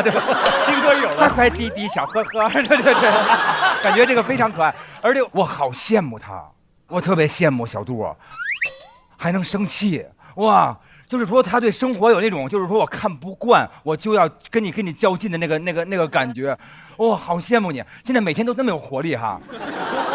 就是每天会因为这事儿你是烦恼还是觉得特别有生机啊？我一边发疯，然后一边凑合活着这种感觉啊，原来也是悲观的呀。哦，但还好，因为去年出了一个专场，然后里边有很多发疯的东西，然后会有一些观众喜欢那个专场。有，你喜欢这种风格吗？我就是说特佩服，就是说，因为他特累，你知道活的，但是我却觉得这种东西是我以前就是要熄灭的那个感觉，但是他身上有，我觉得还是挺好的。对啊，很棒啊。我非常喜欢小杜的表演和他的作品，他上一段我就特别喜欢。小杜的文本里面是非常严谨，有很多的细节，而他的想法其实是奇思妙想，近乎于天马行空的，但是他会一直围绕事儿来说。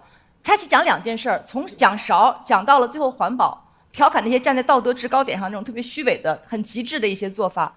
我觉得很厉害。我是觉得小杜的情绪感染力特别强，所以以至于他可能关注的是一个很冷门的小点，但还是能把观众带进去。因为我感觉好像现在大家是很关心大环境，但没有那么多人关心环境，就是所以我觉得这件事如果是一个以普通的情绪讲给我的话，我可能没有那么容易带入，但因为小杜的情绪感染力很强，他的信息密度也很大，所以我觉得到后面就都能理解了，所以很厉害。对于小杜来说，我作为一个生活当中的普通人，当我听到这样那样的，对，他会反馈到我的生活，在生活里面，有的时候我就生气，然后慢慢的这种生气就变成了一种表达，并且成为了我们识别小杜的方式，不挺好的吗？对，而且就是那种天天憋着不敢生气的人，如果有小杜这样一个朋友，那生活得变得多爽啊！我说一下我没有拍的原因，其实所有里面的点我也都 get 到，但是因为小杜他就一开始就是感觉像唱歌，他就副歌一开始就给你了，对，然后或者是那个特别嗨的点就给你了，我就会很期待下面。但如果你一首歌一直都是隔几秒就出现一个副歌，隔几秒就一直嗨点的话，我会觉得好像稍微让我少了一点点中间，要么就是喘息的地方或者怎么样，再把后面再推起来。这不是我的歌吗？不是这个意思。就感觉好像就一直在哒，到后面我就稍微觉得，哎呀，所以我对后面的要不要拍的就特别的纠结。您别生气，没事，都是游戏，没事。已经生气了，别生气。说着自己的观点，怎么还怕这个？来，他车牌号告诉我一下就行了。来，再次掌声送给小杜。来看一下。598，我看着这数字我都害怕，挺吓人。这也太有压迫感了。小杜得到的票数是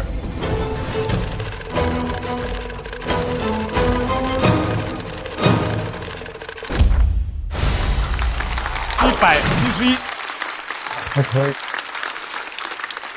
谢谢小杜的表演，请回到自己的队伍。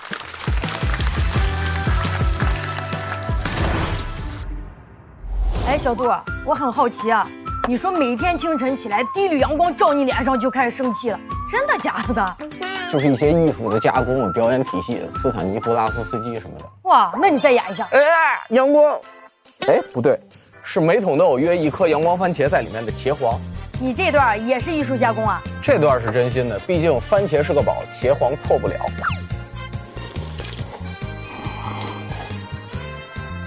怎么样？加了阳光番茄的汤底，果然酸甜浓郁吧？没错，毕竟番茄是个宝，茄皇错不了。下一位要上场的一位老朋友，掌声欢迎 Seven。加油，齐和谐。Seven。哎，你们好，我是 Seven。哎，特别开心啊！自我介绍一下，还有工作，在上海工程师。我真的一直特别不喜欢咱们节目录节目收手机这种规则。我领导随时会找我。上一轮就是我领导给我发消息问我截止到周4的用户数据，我看到消息的时候，周4已经截止了，完全不知道怎么回他。我都有点想问他哥是要哪周4的但是不回又很没有礼貌。我最后跟他说的是晚安。晚安。我这几年跟我领导关系一直很微妙，就一方面这几年一直在台上说他，还让他生气，另一方面又会当面给他要他最喜欢的张绍刚老师的签名。我们一直能维持关系，全靠张老师。黑夜里的一道光，我的救星张绍刚。绍刚老师人中之芳。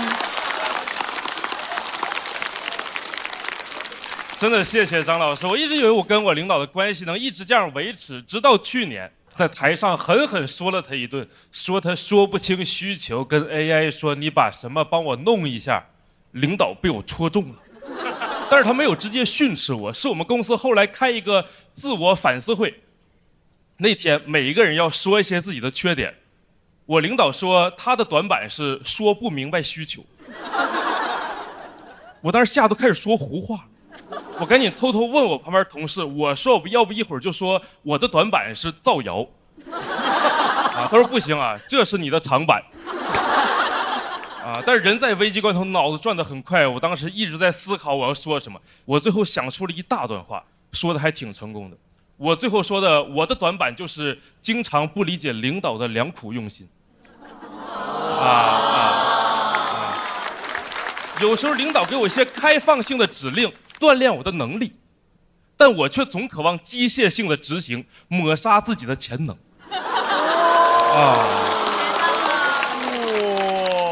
这么会自我 PUA， 太会了吧？他笑了，这就是舔狗的胜利。我领导之前不苟言笑，就是因为没有听到我这样的苟言。本来以为我的事情到这就结束，但是领导没有放过我。后来又跟我领导去出差，去外地见客户，跟客户吃饭的饭桌上，我领导把我讽刺他的段子给客户放了一遍。我很难用梗来形容那个场面，就是我就在那儿吃饭呢，然后饭桌那边就突然响起了大家好，我是 Seven。我领导还在那儿问呢，说你们猜呀，谁是 Seven？ 好难猜呀。幸好客户也是装糊涂的高手，朋友们，最聪明的傻子永远只傻一半。他说 Seven 我猜出来是谁了，就是这个耳根子已经红了的小伙。但是谁是 Seven 说的那个傻领导？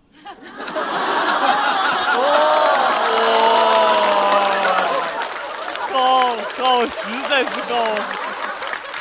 我本来以为这是个偶发事件，现在我领导把这个变成了一个带我出差的常态项目。一出差就在那问谁是 Seven， 谁是 Seven， 通过献祭我来跟客户破冰，真崩溃了，朋友们。我现在公司有点体面不起来了，我现在公司就只想整点释放压力的大活。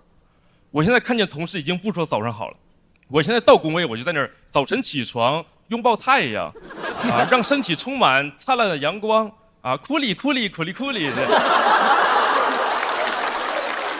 我现在每天就演这阵，你们可以试试，对心态调整很有帮助。领导后来再带我出差，在那儿问谁是7，我已经不在乎了，谁爱是7，谁是7，啊，我是奶龙，你知道。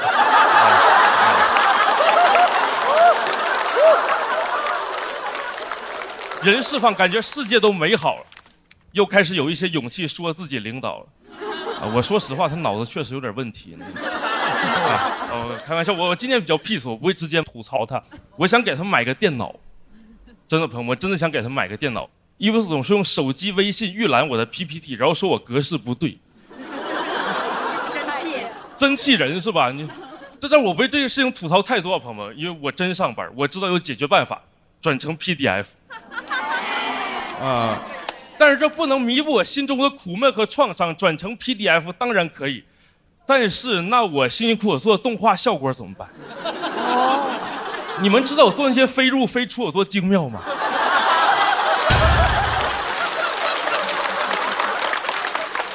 还有那些旋转和放大，我站在那个会议室里看这个枯燥无味的 PDF， 满脑都是自己 PPT 里的动画效果，满脑子都是，满脑子都是。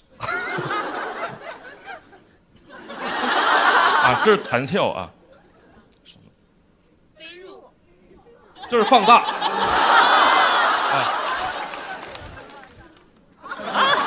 这是精神病啊，这个是那个1974年第一次东南亚打自由搏击就获得了冠军，真精神病。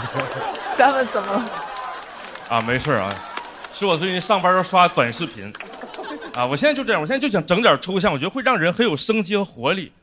我这几年上班的时候发现，很多朋友刚来的时候像 PPT， 活蹦乱跳，过几年就变成 PDF 了，不犯错，但是也不会动了。真的，我还是希望大家保持活力，都能鲜活一点，做个 PPT 人。就你别管别人说你格式对不对，咱们把自己的动画效果留住。其他没什么想说，主要就是想说感谢聆听，谢谢观赏 ，thanks。然后最后也给自己加了个动画效果，我准备这么下去谢谢大家，我是7，讲完了，拜拜。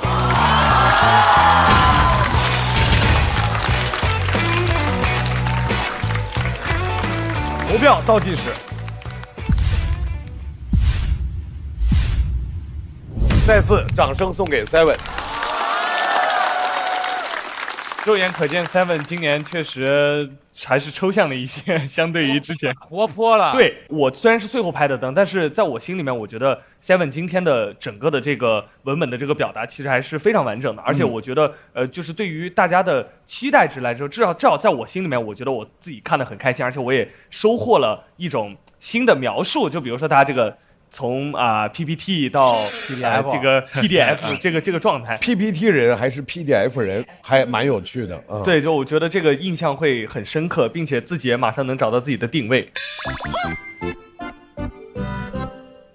他的那个形容和那个比喻，我真的特别喜欢。就因为职场的东西，其实大家说了很多，但是突然这样一比，我就觉得特别一下就能 get 到那个点。因为我也很希望有的时候可以。在工作当中成为那样的一个 PPT， 但很多太多的原因让我不得不成为那样一个 PDF， 所以我觉得很难受。但是谢谢有这样一个比喻，让我明白了原来我是可以闪现，然后渐退出去的这样一个渠道。对，谢谢你，谢谢。我觉得周深一直都很活泼呀，可爱啊。那是因为以前不是嘛？以前在早一点的时候，就现在是常年是 PPT 人，现在 PPT。现在我是个窝囊废什么窝囊废不能？小杜别生气，内耗人。你们俩这互相鞠躬啊，这过年的这是。嗨，我们那个7都说上奶龙那些奶龙，我是奶龙，已经疯了，特别可爱。所以我后边就一直盼着他能演出来那种特别好玩的，因为我后来他说他要演 PPT 要活蹦乱跳的时候。我就脑中就出现了一个那个场景。后来我就觉得 Seven 这2回演出就是老让我感觉看一半吧，他咋就没了呢？我说实话，其实我演的也有点感觉自己就是没打透，就是是不是？对对对，其实是。所以你看，刚才大老师就说，既然你说到 PPT 的人，大老师就会有了你提出这个概念之后他的那种期待。对，就 Seven 彻底疯了，然后开始干一些非常非常神的事儿，对，结果就干了一会儿就没了。是，我觉得要是有下一轮，我再演演吧啊。我明白，但是我衷心认为 Seven 不能只是这个水平。Seven 应该会比这个水平更好，在我历来看这个感觉，所以说我希望这个灯给您留着，然后下回一定要给更优秀的您，好吧？啊，是这样。明白，谢谢。我觉得 Seven 特别可贵的一点是他一直在讲职场。我工作场景不是职场，可是为什么他的每个段子依然能够让我会产生很深的共情？可能我是共情职场的人。因为人是一样的，人性是一样的，就是普通人嘛。而且你会发现，职场没有改变 Seven。按道理说，在这个那么复杂的人际关系里面，他应该变得更油滑一点。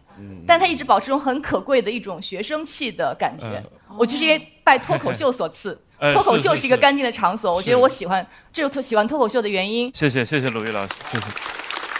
我就是有一个感受，我就觉得现在大家对职场段子的态度真的很不一样。就以前如果演员说我怎么吹捧领导，观众都会咦这样，然后现在可能因为工作真的很难找，所以Seven 说那个不苟言笑和说苟言的时候，大家都一副学到了的感觉。哇！我一直很喜欢 Seven 的文本，因为我觉得 Seven 的文字梗的逻辑是非常妙的，而且很准确，然后类比也写得很好。谢谢鸟鸟老师，谢谢。其实刚才鸟鸟老师说的特别重要，脱口秀的内容也在不断的和时代变化来同频共振。得是，但是 Seven 确实一直在讲职场，大家也知道职场很难讲，职场越来越难讲。但是 Seven 一直守着这一条内容赛道，掌声在此送给 Seven。谢谢。来看一下他得到的票数是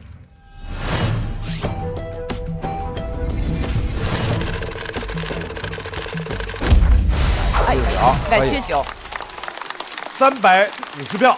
下一个就得298票，我得190， 200以上，你只要有300票就。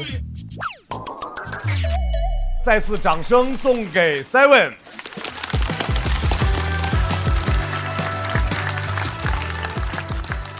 而这一小队最后要上场的是一位新人演员，让我们掌声有请00后的小人儿，专讲小事儿，小五。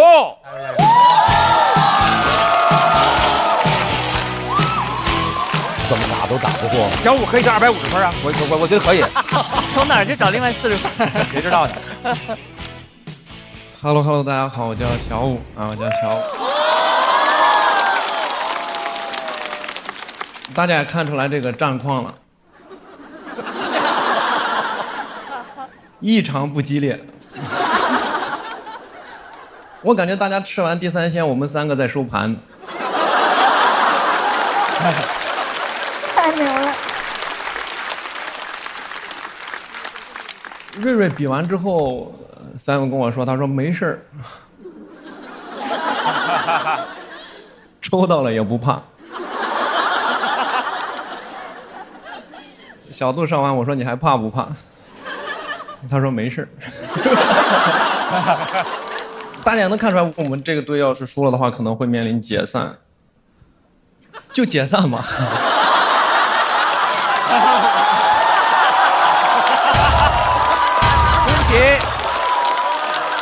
恭喜解散。我们开礼花的嘣。所以说也不要在乎这个，我就讲我自己的事情，大家就像平常听拼盘一样这样听就好吧，好吧。Hello， 大家好，我是小五。已经3个灯了，还没开始呢。哇，好深啊！已经拉到他的气上。讲一个我自己的事情，我在生活里面其实是比较怕痛的一个人，但我比较好面，我一般就忍着不说。我上高中的时候上高中的时候打篮球，上篮的时候被对方拍了一下手，我中指这个位置就有点骨裂了。啊，对，去医院诊断的前一天晚上，我奶给我诊断，非说我是崴了，就要给我按。你知道红花油往上一倒就开始按。哎呦，痛死了！那手刚搭上去第一下我就说痛，他说痛就对了。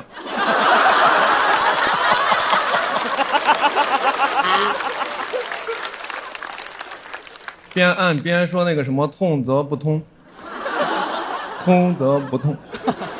我说这句话能放在这儿用吗？我的天！就这么给我按了1个多小时。啊，很多人都不信，说1个多小时也不反抗一下，反抗了，没有用。为啥？他用腿把我这个手锁住。你们看过那个巴西柔术吗？啊，那脚卡到胳肢窝里给我锁住啊！我本来只是叫痛，我后面只想叫个开锁。这么给我按了1个多小时，朋友们不吹不黑啊，我就叫了1个多小时，叫到最后都没有唤醒他内心的良知，按到最后都给他按出自信了。为啥？开始反过来问我来了，他说：“哎，你怎么不叫了？”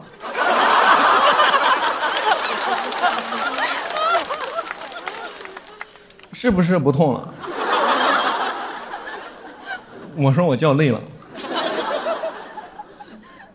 那1个小时谁受得了是吧？第2天早上起来才去医院里面拍这个片子，结果一出来医生都吓了一跳。他看着那个片子，他说：“妈呀，你这个手有点严重啊。”谁干的？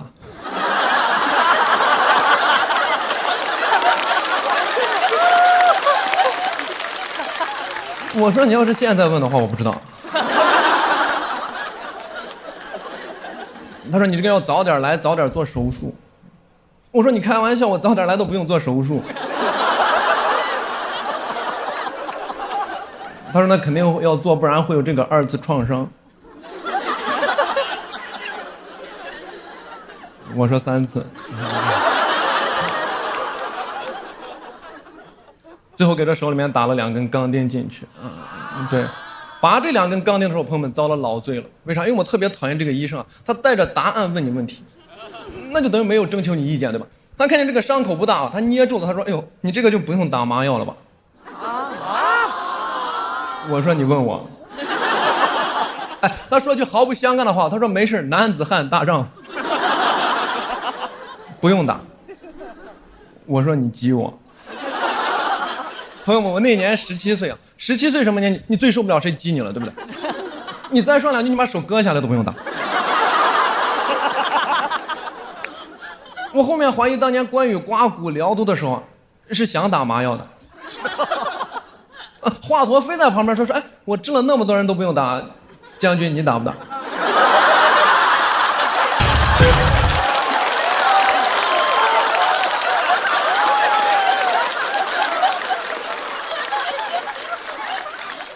我当时说的原话，我说不打就不打。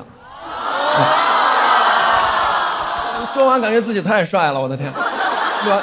但你说完就后悔，为啥？他直接从旁边那个抽屉里面拿了一个刀片出来，叫我把这拉开去拔这个钉子。朋友们，我跟你说，也倒不至于这么捧啊。我跟你说，刀片搭到手上那一下，你才感觉到了恐惧，但为时已晚。人因为恐惧经常会说一些很愚蠢的话，对吧？他搭上去那一下，我真没忍住，下意识来了一句，我说：“妈呀，这个怕是有点痛啊。”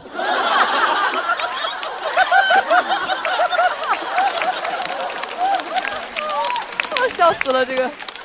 他还在旁边给我打气，他说：“没事，男子汉大丈夫，不怕痛。”噌就拉开，那个血汁就溅出来。紧接着我说句更愚蠢的话，我说：“哎呦，怎么有血？”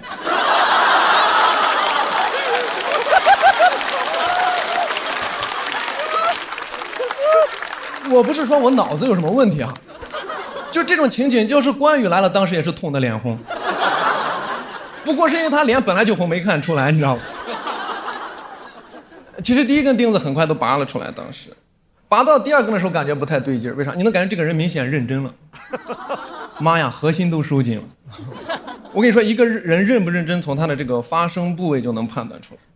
他拔第1根钉子的时候还是用这个胸部发声，拔到第2根的时候已经开始用腹部发声。他拿那个钳子捏住这个真屁股，拔的时候就是那种。一听你就感觉上劲了，是吧？而且他一边拔一边说什么男子汉大丈夫，我觉得这个事情很恐怖，对吧？我觉得这句话就在给他自己打气。我当时其实已经受不了了，我想喊痛，但男子汉好面，你知道吗？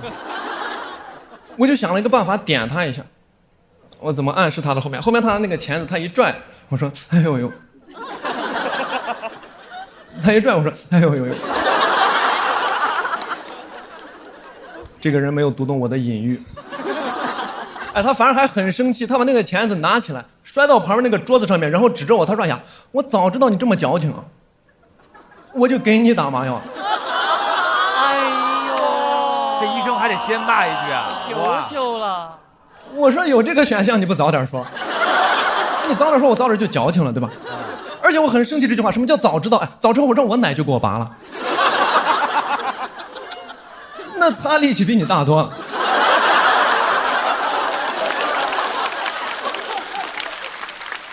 那个人他不会关心你的这个感受，我当时手还在流着血，他转身去了另一个科室，半天回来拿了2管麻药，摔在我面前开始问我问题。他说：“哎，你现在打不打？”我说这个问题很难回答，对吗？因为当时把我给问懵住了，我也不知道我这会儿该不该打了。我实在没有办法，我就问我爸爸，我还有个爸爸。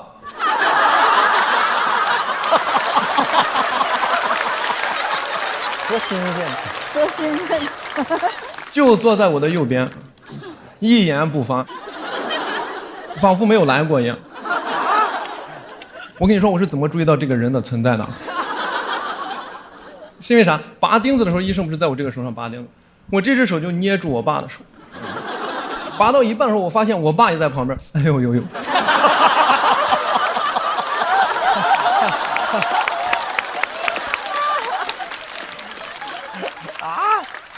征求他的意见，思虑良久，他看着我的眼睛，他说我都行。我说那我也都行。他听出来我有点不开心，他说那要不咱就不打。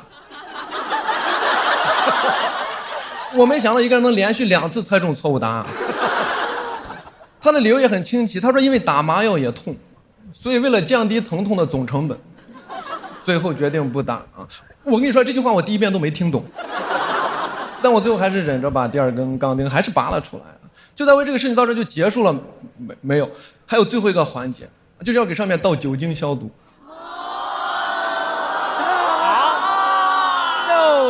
我跟你说，这个环节关羽来了都顶不住，关羽来了都得让我奶给他锁住。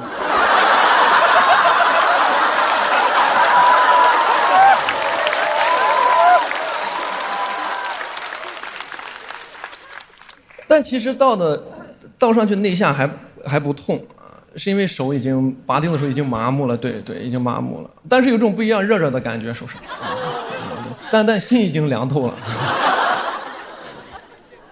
倒完酒精上去之后，会拿这个纱布在上面包扎一下。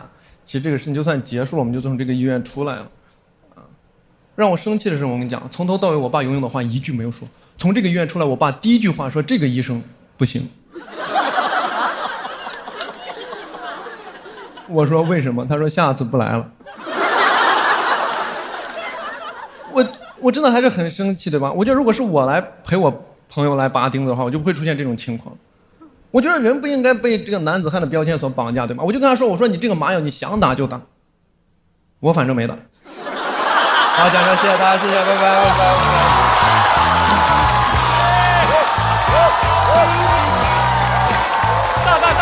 拜。可以。好松，节奏真好。投票倒计时。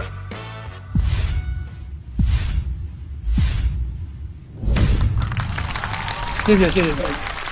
哇，表现非常好。小五6，太好了，小五天才。袅袅老师，你是不是觉得在你旁边的黄子刚才很吵？你左边耳朵还好吗，袅袅老师？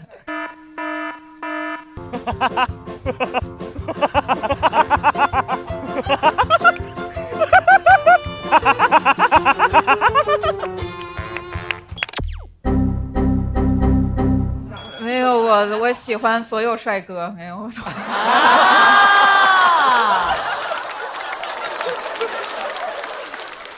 其实他左耳已经有点听不清了。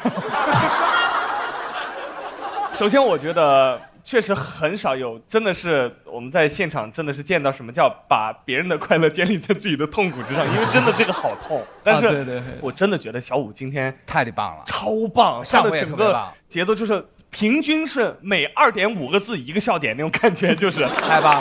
对，说最少的话，最慢的语速。哎，小武，你知道大老师一直在问啥？啥？大老师一直在自言自语。他爸在干嘛？他爸在干嘛？他爸在干嘛？说句话呀，但是真的就是因为那一句说男子汉就不能怕这个，对，就是你有杠，这是真的事儿，对不对？对，对。哇，太厉害了！哇，我之前碰见过最狠的一回，就是说他给我做针灸的时候，他拿出一个就是蜈蚣，然后这块切一小刀，然后让那蜈蚣钻进去。哎，也是说男子汉，我当时眼睛都没眨，直接晕过去了。然后呢，直接，男子汉不能怕，但是可以晕。但是他当时还有爸爸在那儿，这件事儿如果是真实发生的话，哇塞，真是应该开直播。榜一大哥能打好多火箭过去说，观众们、家人们，打不打麻将？其实当时进去这个科室的时候，其实已经很害怕了啊。他就很轻描淡写，因为他会把你的情绪带走。他说没事，男子汉都不用打。然后我说那就不打。然后他刀片其实就是完全是那样，他刀片放上去了。不是，我说我想知道，因为那个听起来就这么疼，是不是超级的疼，还是疼到已经没有知觉了？是超级的疼，但是我一般讲的时候都没有把这些讲进来嘛。但其实是挺痛的。然后痛完之后会就是把这个事情结束之后，根本就忘了当时痛，只会跟别人说这个特别厉害，就是没有打麻药特别厉害，就是为了这一刻，是不是？10年以后我要站在台上拿这个讲当段子讲，倒也不至于的。喜欢，而且小武就上一次他在说的时候，我还稍微有点替他紧张，会觉得哎，他会不会在台上会有点担心啊？对，上回有这样的状态，但这一回就感觉你特别放松，然后还是保持那种想跟你说不想跟你说太大声儿。所以就这次状态我特别喜欢，而且你的段子里面其实没有说疼，但所有人都在替你疼。因为我也没想到观众其实是，可能是我讲这么多次来观众最能共情的一次。我之前都觉得正常，然后突然发现观众其实很能 get 到你那个痛。你在哪儿讲？这个都疼死了。这正常啊。就是因为我会隐去一些关于痛的描述，所以说观众听还好。然后对，他特别疼，然后突然说一个笑话，让释放那个痛感。是的，一下就会更加倍。但在现场我应该也会跟你说男子。我特别喜欢这一篇，我觉得小武这一篇就这一篇的文本和他表演是完全够进半决赛或者总决赛的。真的非常好，好高的评价，我觉得非常好。他的好一点就在于他其实全篇就讲一件事儿，对，就去看这个手，就讲这一件事儿，疼，但他对于疼的处理，我觉得非常好。他引发了我们集体的对于痛感的那感觉，会觉得很疼。但没有太疼，为什么？因为你再疼的话，它会影响到你笑。所以小武的那个分寸感非常好，是的，里面有很多细节，后面的 callback 很妙。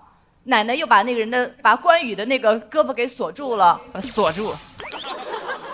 然后他其实还有一些人物是未来的，他的段子里面可能会出现他奶奶、他爸爸，对，都极具喜感的人物，大家期待就好了。我觉得小武的确未来未可限量。哎呦，厉害！谢谢你们，谢谢。比较好奇小武的创作方式，就是因为感觉你的对话写得特别好，但是就是很少有演员能一直他说我说来回这样，然后每一句都让观众觉得有意思的。我创作的时候呢，是会先在台上讲场景，然后如果有笑点的话，我才试着把它返回成稿子，这样的话会有我的这个语言体系一点，然后会跟观众距离可能会近一点，所以说这个就是我的创作。我参加这个节目3年，没见过这么有观众缘的，但内容还这么好。这回小武演得太好了，我觉得这些新人玩几回就成人精了，就咣叽一下他就会成长特别快，也许后边会给小齐这帮人带来很大的压力啊。这小子反应太快了，上去那现挂一响了之后解散吧，那一下就一下就把场子炸开了。我们这个队要是输了的话，可能会面临解散，就解散嘛。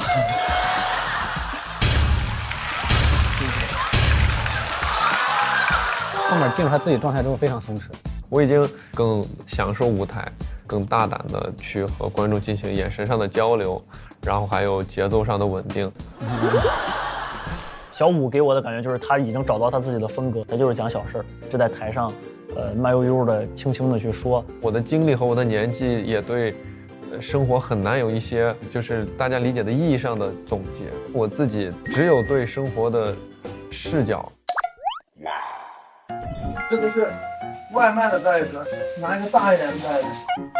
这个袋子本来质量就很好，就不用再买那种这样给它挂着。酸奶的盒子为什么放这儿呢？因为它质量很好，我就想着看2个花什么的当花盆。这个柜子，你看着它是一个柜子，它其实是一个饮水机。然后呢，你看它是个拼音的，但是这个桶很丑，能看出来这是花盆吗？把花盆倒置，然后这样的。你看这个小巧思就很好，对吧？这个是我种的鹿根，也就是生姜。我想把它放在这里防蚊虫。啊？我觉得我闻起来挺难受的，蚊子闻起来肯定不受。这个也是有香味，还喜欢。然后还有这个，它是呼应的。这个是我的棉花，我为了划算，我买了一束棉花。这个棉花其实也是挺不错的，因为它很好看。你看它特别像那个山竹，你知道吗？像山竹。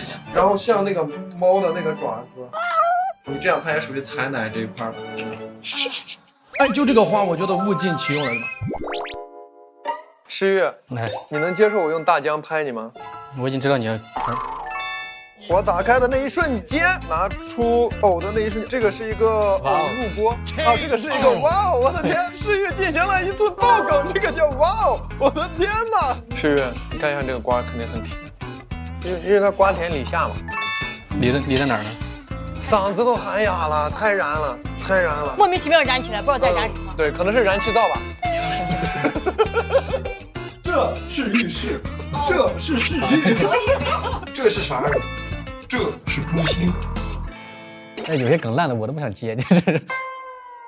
我周围确实没有什么大事发生，我的能力它只能创作出来一些我喜欢的小事，它是一种就是和斗蛐蛐有点像。我在我的一个域里面有了自己的思考，很专注的那种感觉，还挺开心的。好球，好球，好球！大家都睡了，看世界杯就是要爽啊！对呢，这屏幕又小，还不让喊，这不难受吗？难受，但我拔钉子都不打麻药，我能忍。别忍了，咱们订一个有大屏幕的观赛房，想怎么看怎么看。那个应该很贵吧？不贵，咱可以上美团订酒店，下午4点后入住，今夜特价，入住还送球迷 combo， 啤酒小吃全包圆，美团一键就能扫，这么划算啊！这次世界杯看球赛，你们就上美团订酒店，看个爽。没错，那咱们还在这憋屈啥？我已经 book 了一个hotel，Let's go。小杜和 Seven 回到台上，擂主的3位也来到现场。这个绝对有200分。我觉得应该有200吧，我觉得有应该有200。哎呀，多余来呀，这好悬念。这组怎么打？他只要有249票就能打过了。对，我觉得怎么样都可以了。在全场满票210票的前提下，我们看一下小五通过自己的一己之力，能不能拿到249票？耶！可以！250票，你250。看一下小五的票数是。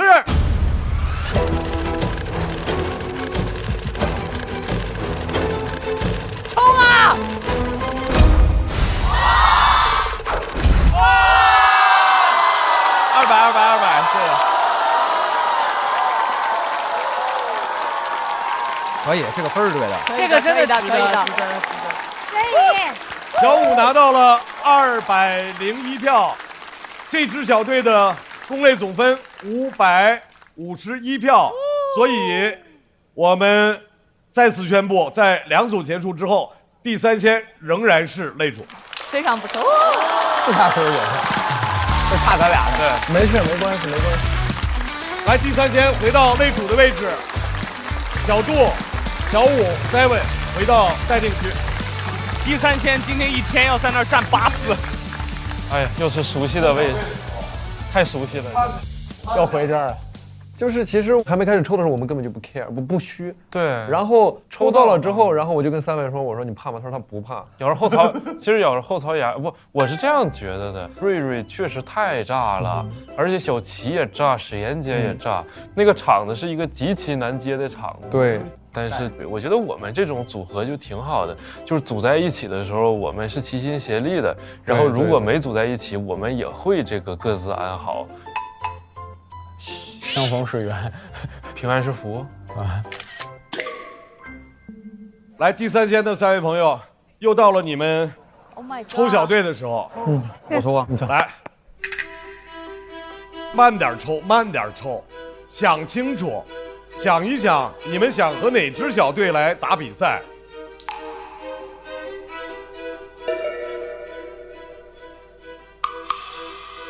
喂，喂。针锋相对，相对。好紧张，看一看。我们来看一看，第3仙现在选择出来的这支队伍是。哦，白小白。白小白。好。相对，那就。什么意思？现在果然到了，不是下午吗？这个也很有悬念啊。第3仙最后。选出来的对战队伍是小快、陈小静、白小白。现在马上就有。加油！加油！哎，行。喂，相对，针锋相对，好看，好看。这就开始了，开始了，开始了。快哥炸死他们！请3位来到打擂的位置。这支队伍直接给自己的团队起名为小白组，他们3人的身份分别是创业小白小快，他是白创业，根本就是根本不是复仇小白陈小静，以及歌手白小白。而率先要上场的这位，哇，近几年生活经历了很多的变化，掌声有请小快。我们穿过这个路口，就到我们的剧场了。他们，你到那儿一问，都没吃饭，你信吗？为什么？不知道，每次我问他们吃饭没吃饭，他们都说没吃饭。你看，你迟到了，你得请客。我没迟到，我在外面。你得请客喝奶茶，你等着。老头倩儿找挨怼。你吃饭那只手能不能拿上来啊？为什么拿上来啊？你家在我家会被我妈妈骂的。为什么你一个人可以吃2份饭？这个是他吃剩下的，还吃了2个员工的鸡鸭蛋。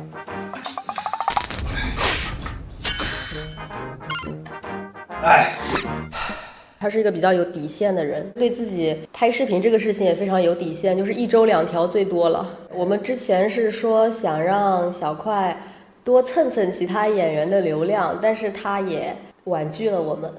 掏他成本太高了。哎，你又说要找人，那伟大爷和 Kate 都拍你的视频，都比你自己发的多。他经常不回消息，那些问题他想不出来，他就会拒绝回复。你看你后天闯时代，他们老爸还能再拍1条视频，隔1、2个月再演，但是你可以当下就可以直接约后面的档期。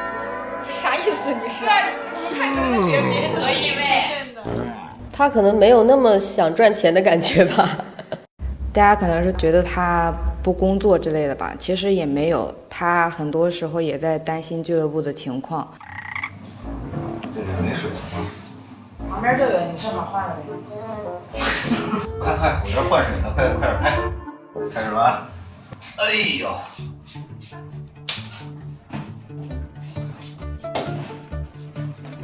别说有镜头的时候啊，手没那么沉了，你知道吗？我希望老板比赛加油。我们还等着拿你好多轮晋级红包呢。一定要走到最后。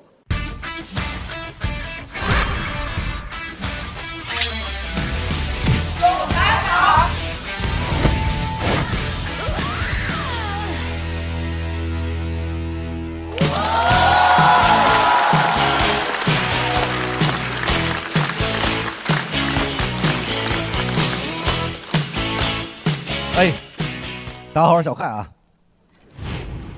掌声非常的热烈啊。我也理解啊，我这几年其实一直感觉人生进程加快了好多，可能是因为开了俱乐部，总是走下坡路。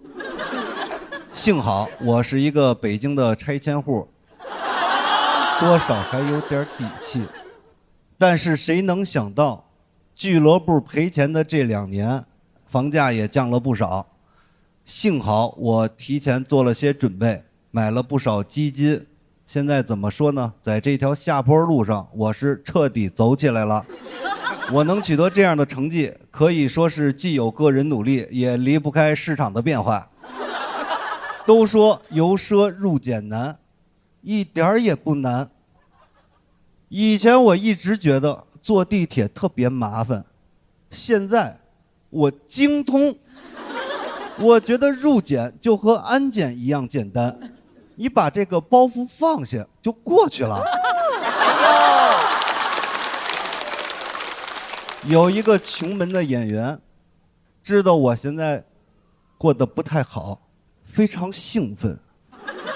我可以理解，因为在这个世界上，比穷人乍富更令人开心的就是富人乍穷。他还送了我本书，说欢迎快哥来到平凡的世界。他根本就不知道我走得有多快，已经路过平凡的世界，到达悲惨世界了。没想到还触碰到他的逆鳞了。他说：“块哥，你这刚哪儿到哪儿啊？哦，觉得平凡就是悲惨，正是你们这些资产阶级的傲慢与偏见。”当时我真的非常羡慕这些贫穷的脱口秀演员啊，他们习惯了悲惨，悲惨就变成了平凡，而我本可以忍受贫穷，如果我未曾见过拆迁款啊。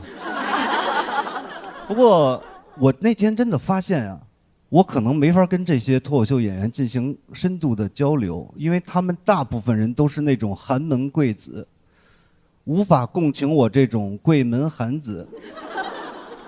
但是现在大家都一样了，我们都靠脱口秀实现了阶级的跃迁啊。反正这2年是我的人生低谷，我真的发现啊，命运决定性格。赔钱的这2年，我比以前谦卑了好多。现在在后台见着那些年轻有为的脱口秀演员，哎，情不自禁的就开始谄媚上了。哥，这段子怎么写的这么好啊？什么时候去我们俱乐部支持一下呗？这位哥哥小我7、8岁，轻描淡写的说：“现在不演小剧场了啊。”他还问我为什么俱乐部赔钱还一直坚持做下去。我想了一个万全的答案，我说人就应该做难而正确的事情。他说那你为什么做难而错误的事情？我跟你讲，那段时间我真的不愿意跟任何人社交，我把所有的精力都投入到运营俱乐部上面。我那个努力程度，我的合伙人看了都心疼，说块哥你不要这么努力了，咱们能少亏点儿。这导致我那2年情绪一直都非常差，每天都特别的烦躁，烦到什么程度呢？就早上起来一睁眼就开始骂自己，怎么又醒了你啊？你看这个梗啊，能笑的这2、3个观众，都是经历过人生低谷的，没笑的朋友呢，别着急，好不好？那一天到来的时候，你们会感谢我的啊。最先察觉到我状态不太对劲的，是跟我关系最好的那个大数据啊，给我推了一条视频，说有以下几点症状，你要注意了。第一，情绪持续低落；第二，社交退缩；第三，记忆力差。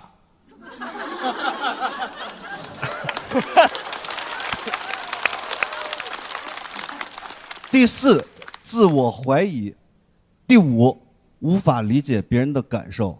你知道，当这些症状明确的列在我面前的时候，我已经拿最好的心理做了最差的打算。我说：“哎呦喂，抑郁症这个赛道不会让我闯进来了吧？”视频接着说，有以上几点症状，说明您属于轻度智障。这也太荒谬了。就是虽然说我从小学习成绩就不好，长大开公司也赔钱，写的段子你们也没有人笑，但最起码我生活可以自理，我保底是一个正常人啊。视频又说，由于生活可以自理，轻度智障经常被当作正常人看待。我不知道你们能不能理解我刷到这条视频时的感受啊。我是希望大家可以理解的，因为如果无法理解别人的感受，就是轻度智障。我真的是发现呀，命运能够决定性格。我自从刚这段是不是讲了？好，记忆力差，大家理解一下啊。这个事儿，因为这种事儿发生过很多次以后吧，我真的开始自我怀疑了。但是我知道大数据不准，我就去找了一个小数据。去医院测了一个智商。你们知道去医院测智商挂哪个科室吗？精神科。你看他这个安排啊，就非常的巧妙，因为一旦确诊轻度智障，它必然引发精神抑郁。你们想一下，不可能这边医生说您这个是轻度智障，患者兴高采烈一拍大腿，哎呦喂，悬着的一颗心总算是放下了。这么多年过得不好，还以为是周围环境不行呢。不可能，我到了那儿以后，跟医生简单的交谈几句，他给我开了一张单子，让我过一会儿来复查。我拿着这张单子呀，在楼道里看了5分多钟，因为临床症状那栏写了一行字，实在是太过震撼了。他写的是患者自觉愚蠢，要求进行智商检测。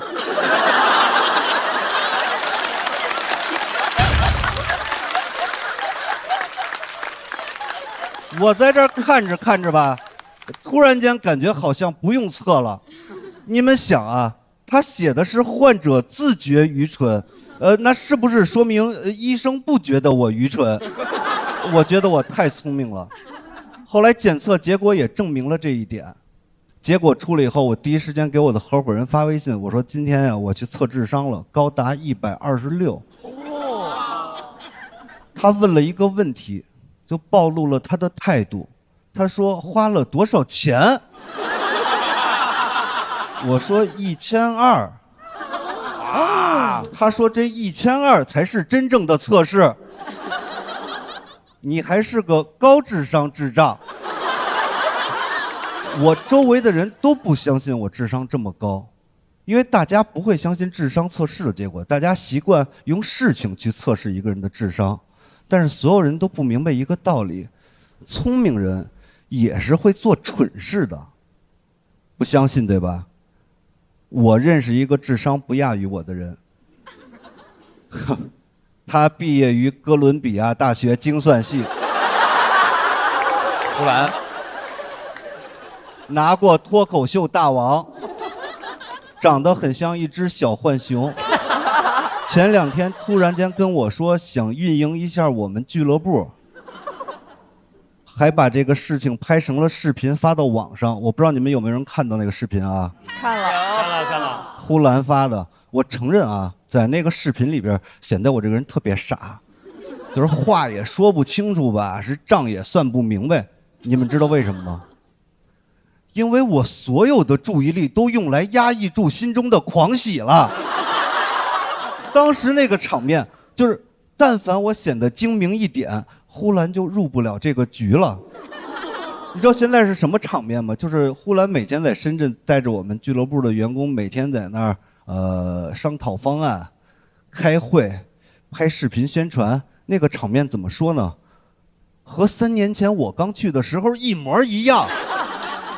我当然是希望呼兰能够摸索出一整套运营方案，然后推广给这些做俱乐部的朋友，让大家都赚到钱。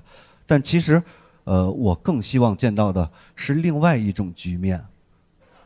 一种能让咱们大家都受益的局面。因为我相信啊，今天现场的所有观众应该都和我一样，不是生活中特别成功的那种人。但是不要紧，过成这样，不是咱们的问题，是这个世界的问题。但是怎么样才能证明是这个世界的问题呢？只有比咱们都要聪明的呼兰的失败才能够证明。你们琢磨琢磨这个事儿啊。等这期节目播的时候啊，呼兰应该已经运营我们俱乐部1个半月左右了。再说太多祝福的话呀，显得我这个人性不太好。我最后就说3个字，走着瞧啊！给我讲这儿，谢谢各位。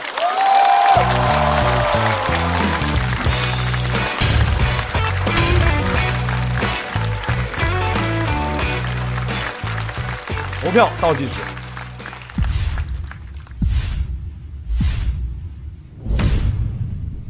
来，再次掌声送给小快。块哥，你是真去测智商了？测了，但是我不想公布这个结果。对，但是总之就是很高。现在说显得很傻，你知道吗？啊。但是我没明白的点就是说，呼兰接了您这摊儿之外。就是说，您是撤了，还是说他经营的好之后也会让你更加受益呢？就是他的身份是什么？现在开花，他现在相当于是在运营我们这个俱乐部 CEO。对。然后如果他干倒闭了，我们就倒闭了啊。如果他能做好了的话，就把这个经验推广到全国。对。以我对呼兰的了解，应该他最近可能缺素材，就是说。经历一些生活，然后写一些东西了，过得稍微不好一点，因为下一年的巡演又要开始了，要写新的东西了。我得到的其实是一个双赢的局面啊，对，就是如果说他把这个俱乐部运营非常好的话，他到时候得还给我。如果他运营的非常差的话呢，就证明我本身是没有问题的，没有问题。对，哎，那智胜呢？智胜在中间这个他是一个什么角色？智胜在中间，他现在主要是多接点活，让这个俱乐部能再多运营一段时间啊。他是投资的嘛？他是投资人。小辉老师每次说的时候，就说我会觉得你是老板，就是总会有一个老板的，或者是怎么样的一个距离感在这里，我就会觉得，就老板身上发生的事情，就会离我有一点点远。但是，其实小块老师经常会说出一些醍醐灌顶、鸡蛋灌饼的话，是不是？就是那种鸡蛋灌饼的话，就是他会有一些自个儿的总结是经琢磨那一下的。明白。而且小块其实你每回不太说自个儿俱乐部这事儿的时候，都特别棒。真的，就是说，因为有一种惨吧，就是说它太真实了，就是说真的。因为去年你开始说那个玩尬的那些，是吧？那些就特别好玩了，一下就跳出那个感觉了。又回来说这事儿，我觉得可能就是稍微有点，真的就是说祈祷，就是希望你能坚持下去那种感觉。就是我理解，一份祝福嘛。行嘞。其实这段我觉得文本挺好的，但是效果不如小快之前的几次的表现。后来我想为什么，但我还是笑得很开心。我觉得可能是小快在做一个尝试，他讲由奢入俭难，但其实在这个舞台上，大家还是很难去共情一个人从有钱的状态到没钱，因为我可以理性去接受，但从情感上调动我的全身的细胞可以共情去笑，这个是难的。但我觉得小快这么做，我认为很好。包括他讲他脱口秀俱乐部这些内容，就是他此刻的人生。所以我会觉得小快这段真的很好。感谢你，谢谢你。其实我这次为什么没有拍的原因，是因为其实我也在小快老师讲所有的内容的时候，我也一直在思考很多的问题。我可能想要找到我很开心或者笑的点，但是他都会被我的一些思考跟去。真的认真去，好像他的点就是在于以前觉得这是个笑话，拿这个来开玩笑。对，现在是笑话是真的，你就不敢接受这件事儿。对，感觉好不容易，但是又觉得说，我明白。感谢你。我觉得块哥一直是那种台下人格魅力特别强的那种演员，当然台上也很有。怎么一边说话一边着不呢？对，你跟我们说说台下怎么就哪方面人格魅力啊？就是我觉得块哥的语言逻辑，然后他说话的语气都是很轻松的，就很像《我爱我家》里那种人物。但可能就是像前面几位嘉宾老师说的，就如果是太真实的情境，就让人确实有点沉重了。对，来。在块哥结束了他的表演之后，我们来看一看他得到的票数。是。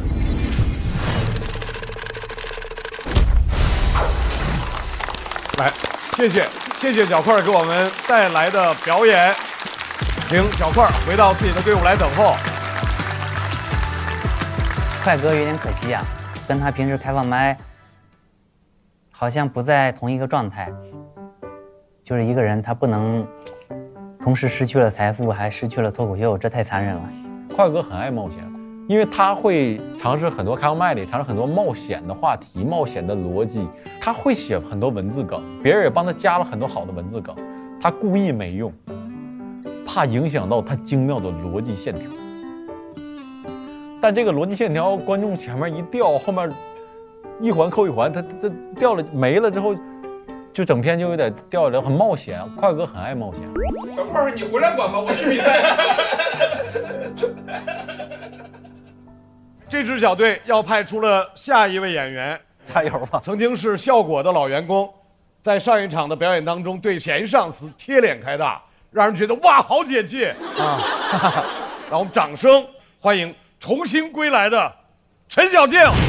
我改完 PPT 会建一个文件叫最终版，后来发现不够，因为老板老爱加东西，又有最终版之真的最终，最终版之真的最终改完别动，最终版之真的最终改完别动，用这个，但啥都想加不一定好，所以我欣赏能精准做减法的人，就像海天博盐系列，减掉30%的盐，但保留鲜味。颜值下降，但也能鲜到上头，真正做到减盐不减鲜。希望老板也能向海天博盐学习，该减的减，该留的留，比如减掉工作量，保留我的薪资。第二赛段叫做双擂之战，第一场的擂台赛即将继续。哎，你敢信吗？我有盐粉。那么做就像是抽风了。学坏了，我跟你说，学坏一出来，你背叛了队伍。还是要接纳真实的自己。这个事儿吧，与其反思自己，不如指责结构。每次看不了别人好，看不了别人好。没什么大愿望，我要黑化啦 ！But I like 女人你在玩火，然后呢？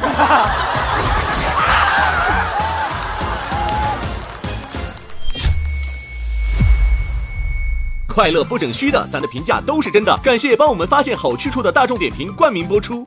番茄是个宝，茄皇错不了。感谢约1颗阳光番茄在里面的茄皇联合赞助播出。颜值饥渴，鲜满10分。感谢颜值下降但鲜味爆表的海天博盐特约赞助播出。可口可乐一升元汽水，快乐不卡顿。本节目由可口可乐行业赞助播出。乳铁蛋白加乳脂球膜，助力宝宝体质双优。感谢真心守护宝宝成长的美蛋陈兰珍赞助播出。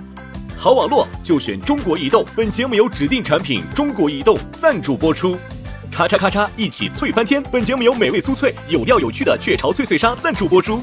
一场仅朋友可见的线下聚会即将开启，打开效果小程序即可参与限定活动。6月26日起，周5、周6中午12点正片更新，会员抢先看1周。每周1中午12点，脱友日记、大王洞的夏天围观合作生活。每周2中午12点，脱友好好玩公园看脱口秀演员的游戏时间，还有遇见他们第2季即将回归。杨海源视频播客离场之后即将上线，朋友们请保持期待。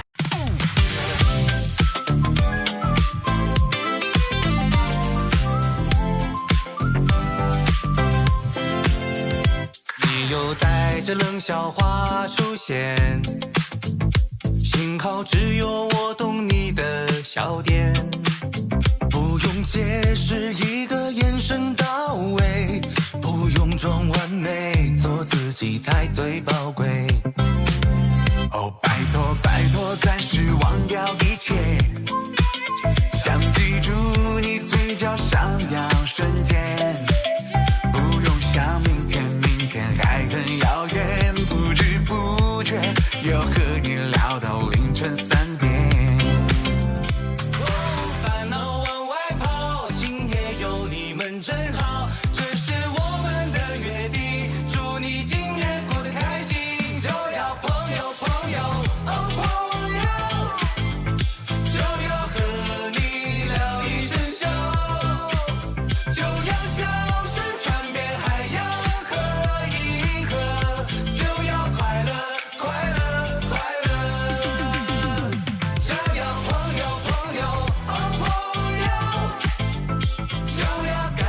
更多节目精彩资讯尽在新浪娱乐微博综艺新浪综艺。